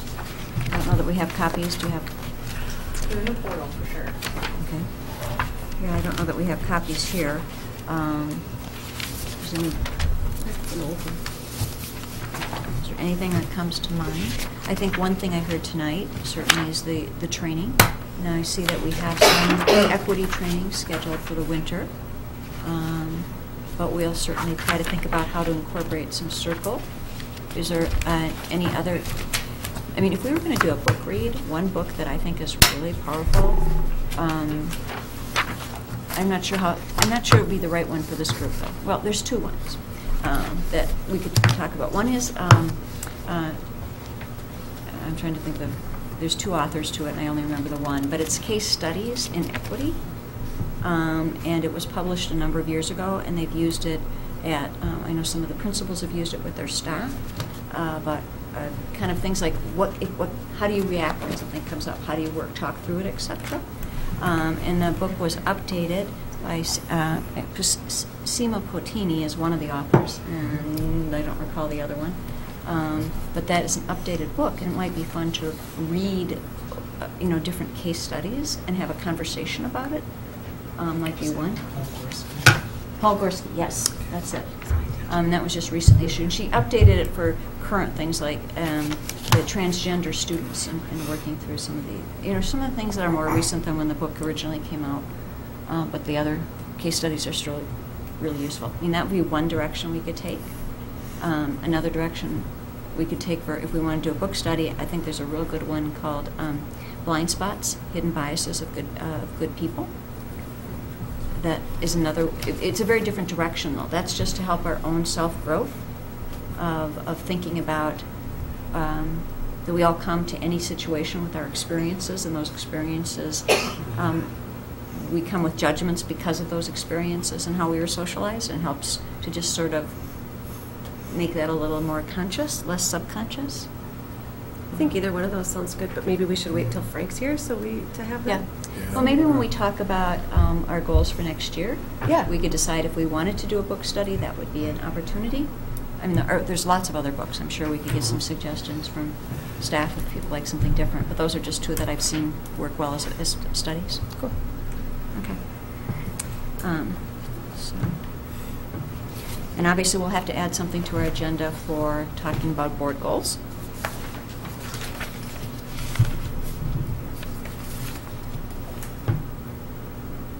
I don't know if it would be something, it might be something that I could talk to somebody just one-on-one, but I'd be interested to know more about, I was thinking about it today with the AP classes. How do kids get into AP? What is our tracking situation in Roseville area schools? In our elementary schools and middle schools, how are we tracking our students? Well, because there are a lot of studies that say that is the number one thing that you should stop doing if you want to have an equity vision. And that's something that you haven't gotten to hear a lot about tonight. Some of it that is in the Magna write-up, but we've really revised the whole AP process. But in the elementary schools, there's tracking. Not for AP. I mean, there's tracking in elementary schools in math and English for students. Okay, so you're saying that, like in 6th grade, there's 4 levels of math. With 2 classes of students. Okay. And if nobody else is interested in it, I can just talk to people about it. But I'm interested. I think we could talk about it. Yeah. Okay. So tracking, Yeah. tracking in elementary school. Mm-hmm. Well, and when we schedule it, what would? Okay. Jake, can you add to that? Yeah, I mean, I guess I don't know the specific, but we don't do tracking in elementary. I mean, so then it's more flexible grouping, but I don't know. But if the kids that are the lowest go to the one class and everybody knows about it, isn't that tracking? Well, I guess I don't know the specific. Like, is it at Falcon Heights? Is that what the specific there's example? 2 kids that go to the middle school. There's one group of kids that go to the high group, one group of kids that goes to the middle group, and then the smallest group of kids go to a low group all together, and everybody knows. That's tracking. I mean, I think we could look into it, that specific, talk with Principal Benke about that, but I just don't have the background to say that that's what we... Well, I'm not trying to be specific. One question I would have, I think a do key question to that is then, do students move between groups? No, there's no movement. that I know of that they can move up and down. Is there like an end goal that you get to go up? Yeah, the idea, I think, is that you flexible group where you are on those concepts at that time, and the kids do move between groups. I mean, Yes, that's exactly. that's the idea. Now, whether if that's not happening in practice, we need to know about that. Well, right, because the concern is, if I'm understanding it correctly, that kind of identification and labeling almost becomes then a permanent part of that particular. Yeah. It's child's embarrassing. I've heard from a student identity. that it's embarrassing when the other kids come in because they know that they're the lowest. And that kind of reinforces it. Mhm. And it just, say, oh, I'm a group D or whatever. That's it. So the question really is how flexible is our grouping that we do in elementary school? Right. That's really what we're asking. Is that fair? And maybe I'm wrong that it's the only school that it's happening at. I could be wrong. Well, and then if there's a way to discover what the results are in terms of, we may think it's flexible, but is it really happening? Is there a way to track whether kids who might have been in one level actually do make it up into other levels? As if you can use the word up, but and just see what the experience is. Well, and I thought, my understanding, which is a theoretical understanding, is I thought that, they may be in the high level for the, this addition thing you're doing, but they may be in a low level for the reading, and then it may switch around for each unit. I thought we were trying to switch it, but obviously we have some questions, and so let's put that down. So how flexible the grouping is at elementary school. And I think that's part of it is, I guess I'm on fire today. And I don't mean to be on fire, but I am a little bit. I guess, too, when I was thinking about what the AP classes and things is, I'm just going to stop while I'm behind. But I do think that sometimes we're told things that I want to make sure it's, and it's not that I don't trust the teachers or the staff, I mean, I do, but obviously there's a disconnect in communication. Okay, fair enough.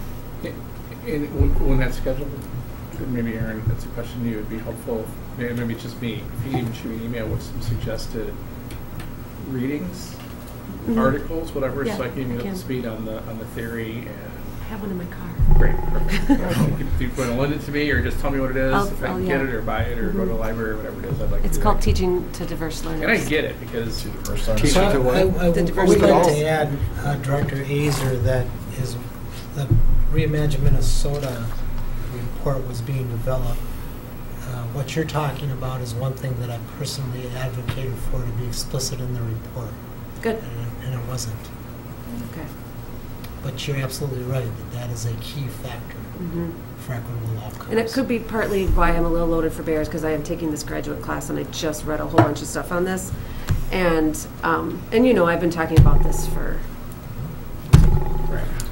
And that's part of the driver we went to advanced options rather than honors courses. So I think that's the disconnect is, what are we doing in our elementary schools, into our middle schools, and then into our high schools, and how do those pieces fit together?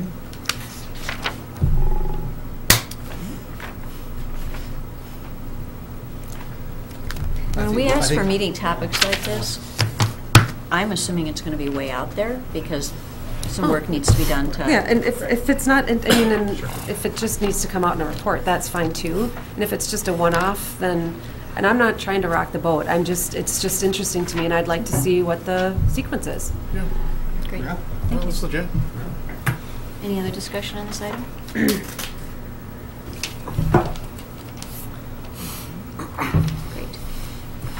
That moves us to action items. We've got the World's Best Workforce Report and plan acceptance. Chair Goggins, I appreciate you having me tonight, and I will provide you with a brief overview of the World's Best Workforce Report. We did do, I did have a team of colleagues earlier today at 5:30 this evening that presented the full report tonight, and that is taped, and it is also the World's Best Workforce we do post onto our website, so you can see the whole report as well. But there was, the team consisted of Dr. Jenny Lake, the Director of Secondary, Christina Robertson, our EL Administrator, Tammy Reese, our pre-K program supervisor, Florence Odegaard, our alternative teacher performance pay system administrator, and Sherry Thompson, our finance and operations director. But in the report, we provided a summary of the areas of the world's best workforce and our district strategic plan.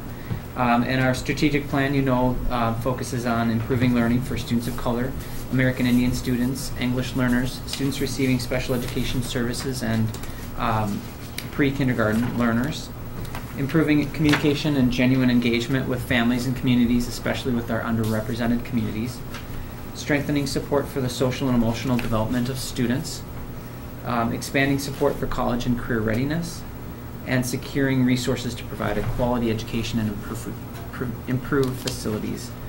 And those are aligned to the world's best workforce areas that include that you were just talking about, the kindergarten readiness, students reading well by 3rd grade, closing our achievement gaps, graduation for all students, and preparing our students for college and careers.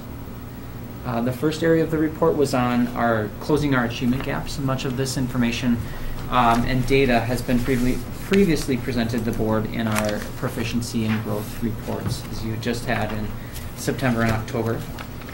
The second area of the report is focused on kindergarten readiness, which focused on our pre-kindergarten programs and preparing our youngest students for success in kindergarten. There will be more information about that also at our next board meeting in December. There will be our early childhood program report coming to you. Reading well by 3rd grade was also covered in our proficiency and our growth reports made in September and October. Our graduation information we provided tonight, and also in a board report that we did last March, and we will be providing that again coming up this March. We have only received the graduation information through 2017, so we'll get our 2018 information for graduation in February, and we provide that report to you coming up in March of 2019. The college and career readiness information we provided earlier tonight in our college and career readiness report. And just again making you aware that we do have a district curriculum advisory group and a curriculum review process, which includes yourselves and our district curriculum advisory committee. We have strong representation this year from all of our sites. And the last section of the world's best workforce was based on our staff development goals and findings, and also provided information for each site and their focused goals from the 2017 and 18 school year, as well as our overall staff goals for the district. And some of those, I can just give you a brief summary of the professional development goals that we had for last year. Was to improve our instruction for our students of color, American Indian students, English learners, and students receiving special education. And we had multiple areas within those that we had professional development within. Especially important to that was our absent narratives work that we did and allowed teachers to have time and professional development around creating those inclusive narratives in their curriculum. Also, improving communication and genuine engagement with families and community, especially with our underrepresented communities. And this has been a major focus in all of our sites. And district staff continue to make positive phone calls home and messages home, and to increase that relationship between that home and school.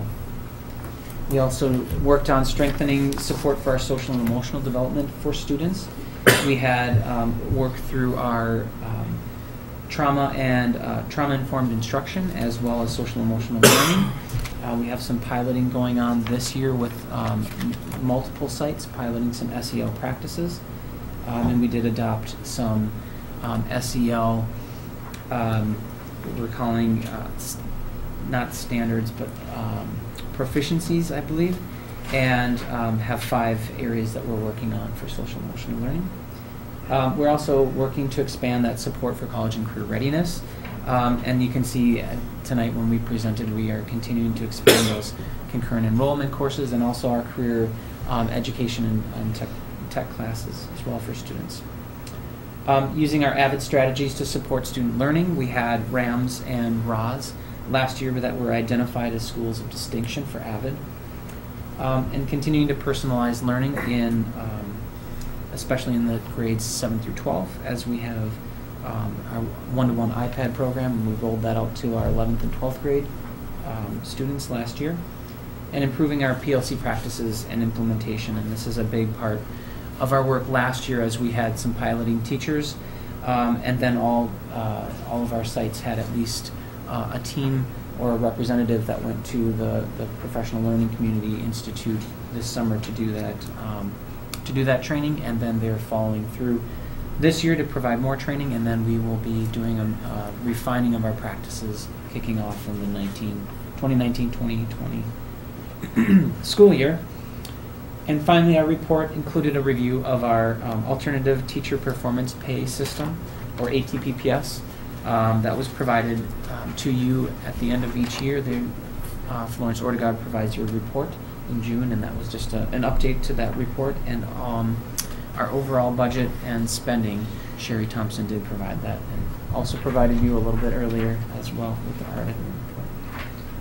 But as you did speak earlier too, Carrie Ardito, our communications supervisor, did a wonderful job of pulling together the report for us, and as she says, she likes to make things look pretty. So I think that does show up in our report as well to make that a comprehensive report, and appreciate her time and support to do that. So thank you. Are there any questions or comments on this topic? I'd like to move that the Roseville Area Schools 2018-2019 World's Best Workforce Plan and the 2017-28 report be accepted as presented. Do I have a second? Second. Okay. Any further discussion? All right. Then all in favor indicate by saying aye. Aye. All opposed, nay. Okay, we've unanimously passed, approved the workforce, the World's Best Workforce Report. Thank you for all the work that the team did on it. Yeah. Much appreciated. I know it's a lot of data to pull together and get organized, so thank you. What happens with this now? Now we've approved it, does it get submitted? We have to post it down to our website, and then we do have to report to the Minnesota Department of Education a summarized report to them. Got it. And do they simply need to know we've approved it, or do they actually look at the summary? And They actually pass look at the judgment summary on and whether give or us some not? feedback on Got it. And we'll hear that. What's your expectation for when we might get you be able to share that feedback with us? We can share that feedback. I think I'd be Typically, it's about curious. the report itself. I see. Sometimes it's just about the summary, how you made that. All right. But we typically get that a couple months later. It's due December 15th, and then we get it back. Trying to think of last year when we got it. It might have even been March. So, Yeah, it bring might that be back. good to hear what We they can- say. yeah. It may be something as simple as, Jake, they had nothing of substance to say. Fine, done. Sometimes just to close the ends up loop. being that way. Or that it was on formatting, or that what Yeah, you wrote, right, not right. How content. about if it's substantive enough to bring to the board? We will do so. Okay, all right. That's a good plan. Don't use common sense. Okay. That moves us to our next action item, which is the new course proposals acceptance, and we have Director.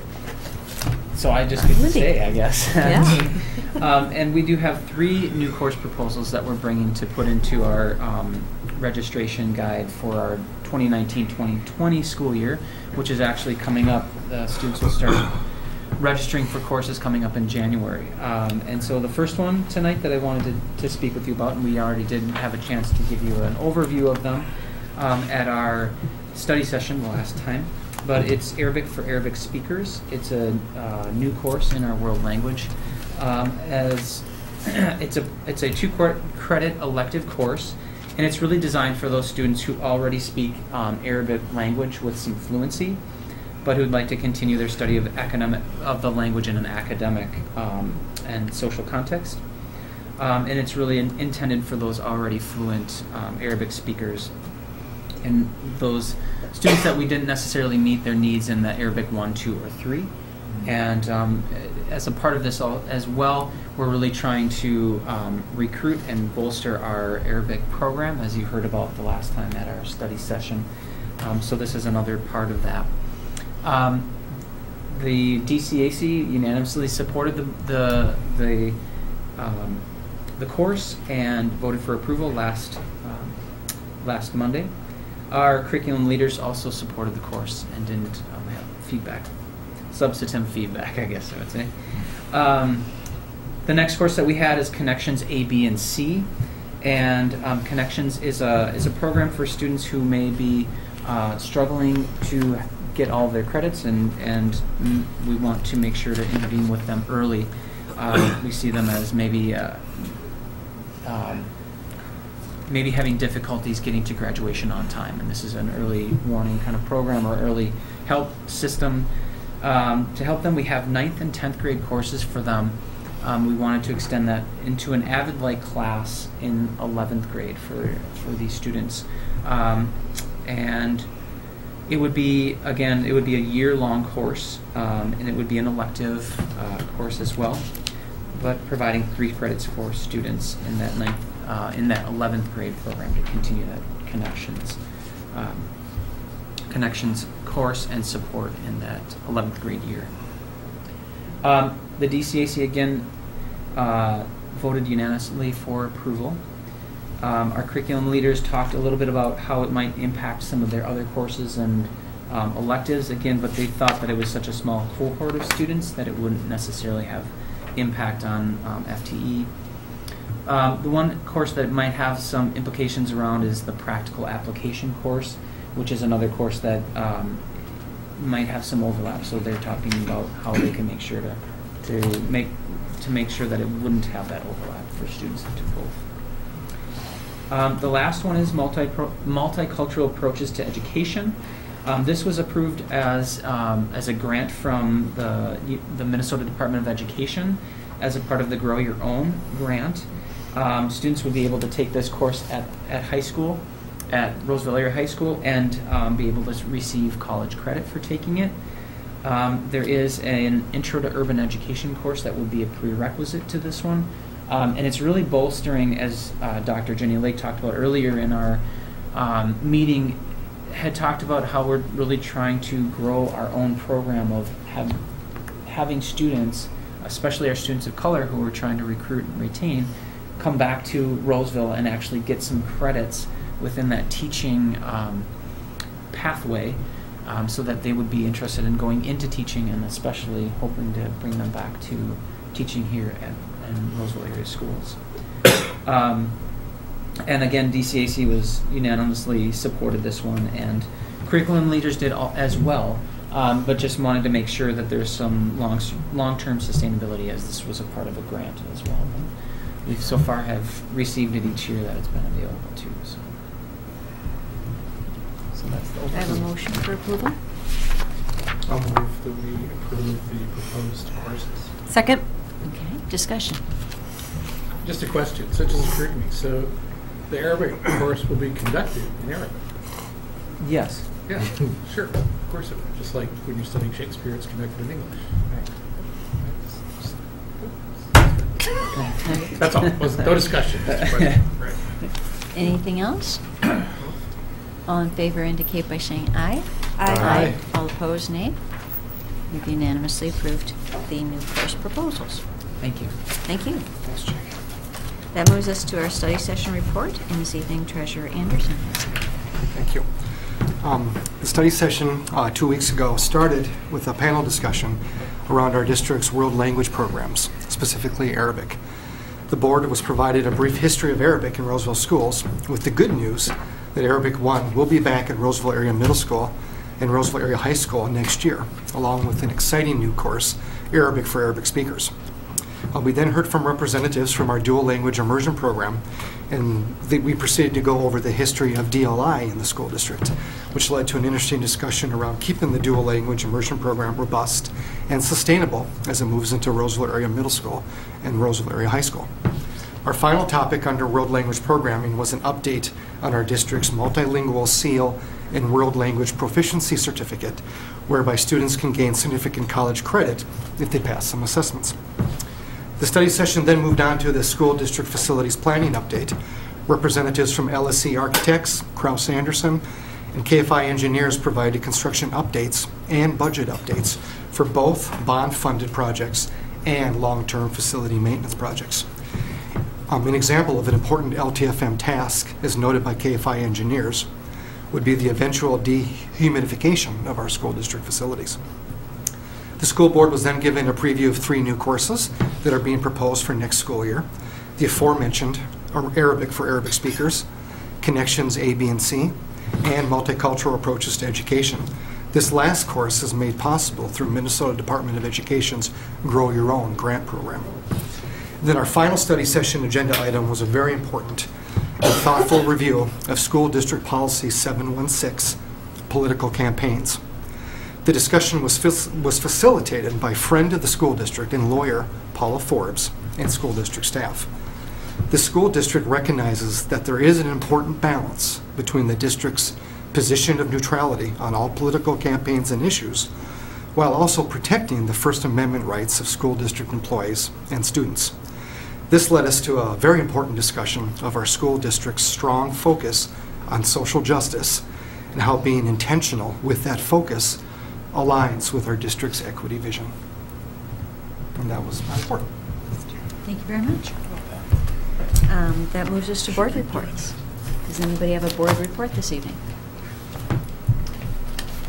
It was Thanksgiving. Yeah. Yes, I do.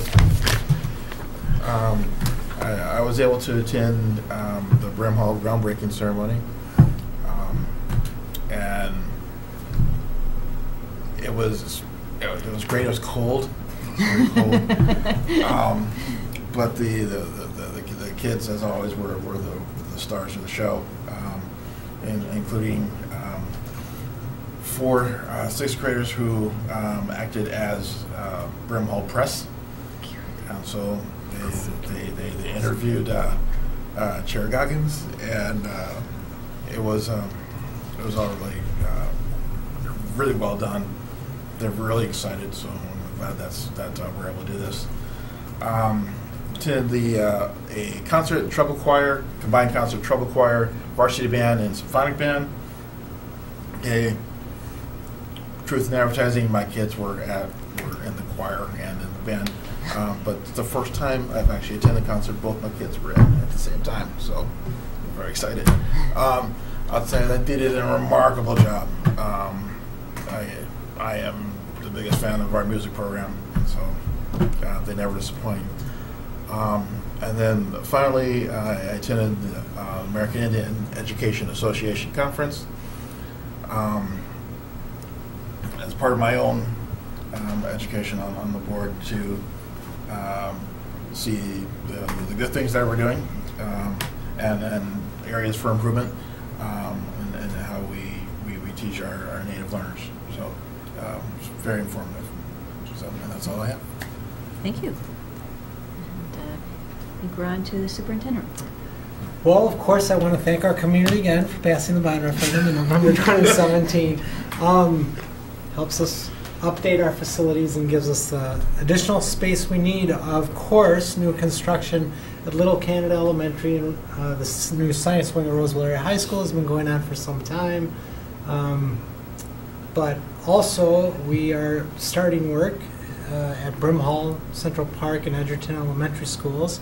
And there will be another groundbreaking ceremony, this one at Central Park Elementary School at 2:30 p.m. on December 10th. And I'm sure the weather will cooperate.